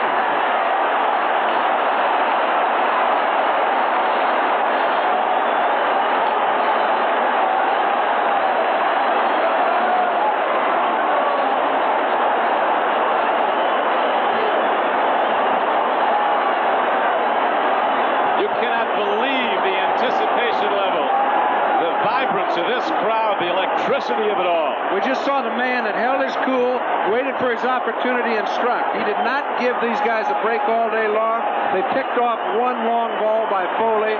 They had one fumble. After adversity took place throughout the ball game, he held in there, got him back on a long drive toward the end of the game. We saw the game. He's done all he can do. Now it's up to the punt kicker. Boy, and a lot has to do with Elvers, the snapper, and Robinson, the holder. As you see, it'll be from the 26-yard line, a 36-yard attempt. The football game depends on this one play.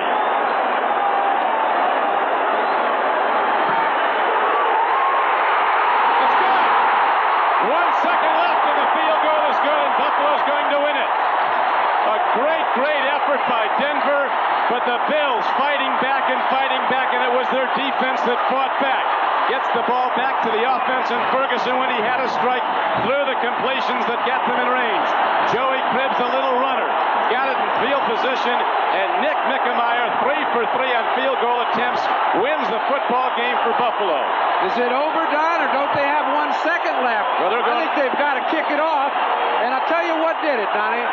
It is over for all intents and purposes. They'll onside kick, try to get the man down, but you remember early in the third quarter when Denver forgot to take a holding penalty, then the man went off sides, then we kick a field goal by 1 foot. That's how close a game of this type is determined by. It's just two great defensive efforts, both teams hanging in there, and the result speaks for itself. Boy, the Broncos traveled this long way, and they fought so hard. Their defense has never played better. Even rated number 1 throughout the league through the first 7 weeks of play than they did today. And that guy has thrown the ball the way he has all year. Both quarterbacks threw at pinpoint. A lot of drops, a lot of hard hitting, very few mistakes. 80,000 people are up and chanting here in Buffalo as the Bills get set to kick off. Phil Villapiano with Coach Chuck Knox, one of the established veterans who Knox has brought in to give this team a mix of youth and veteran experience, stability.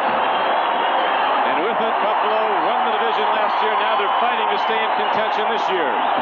At the end of this day, they could very easily be only a half game behind Miami because the Dolphins, in a game many of you will see as the second half of the doubleheader here on NBC, will be going against the favorite Cowboys at Dallas. But when it's a Shula team, they might be an underdog in someone's opinion, but not in their own. Well, you have to give both coaches today a lot of credit also. I think they were both so well prepared. Everybody was hitting. Boy, this has been something. What a great, great game.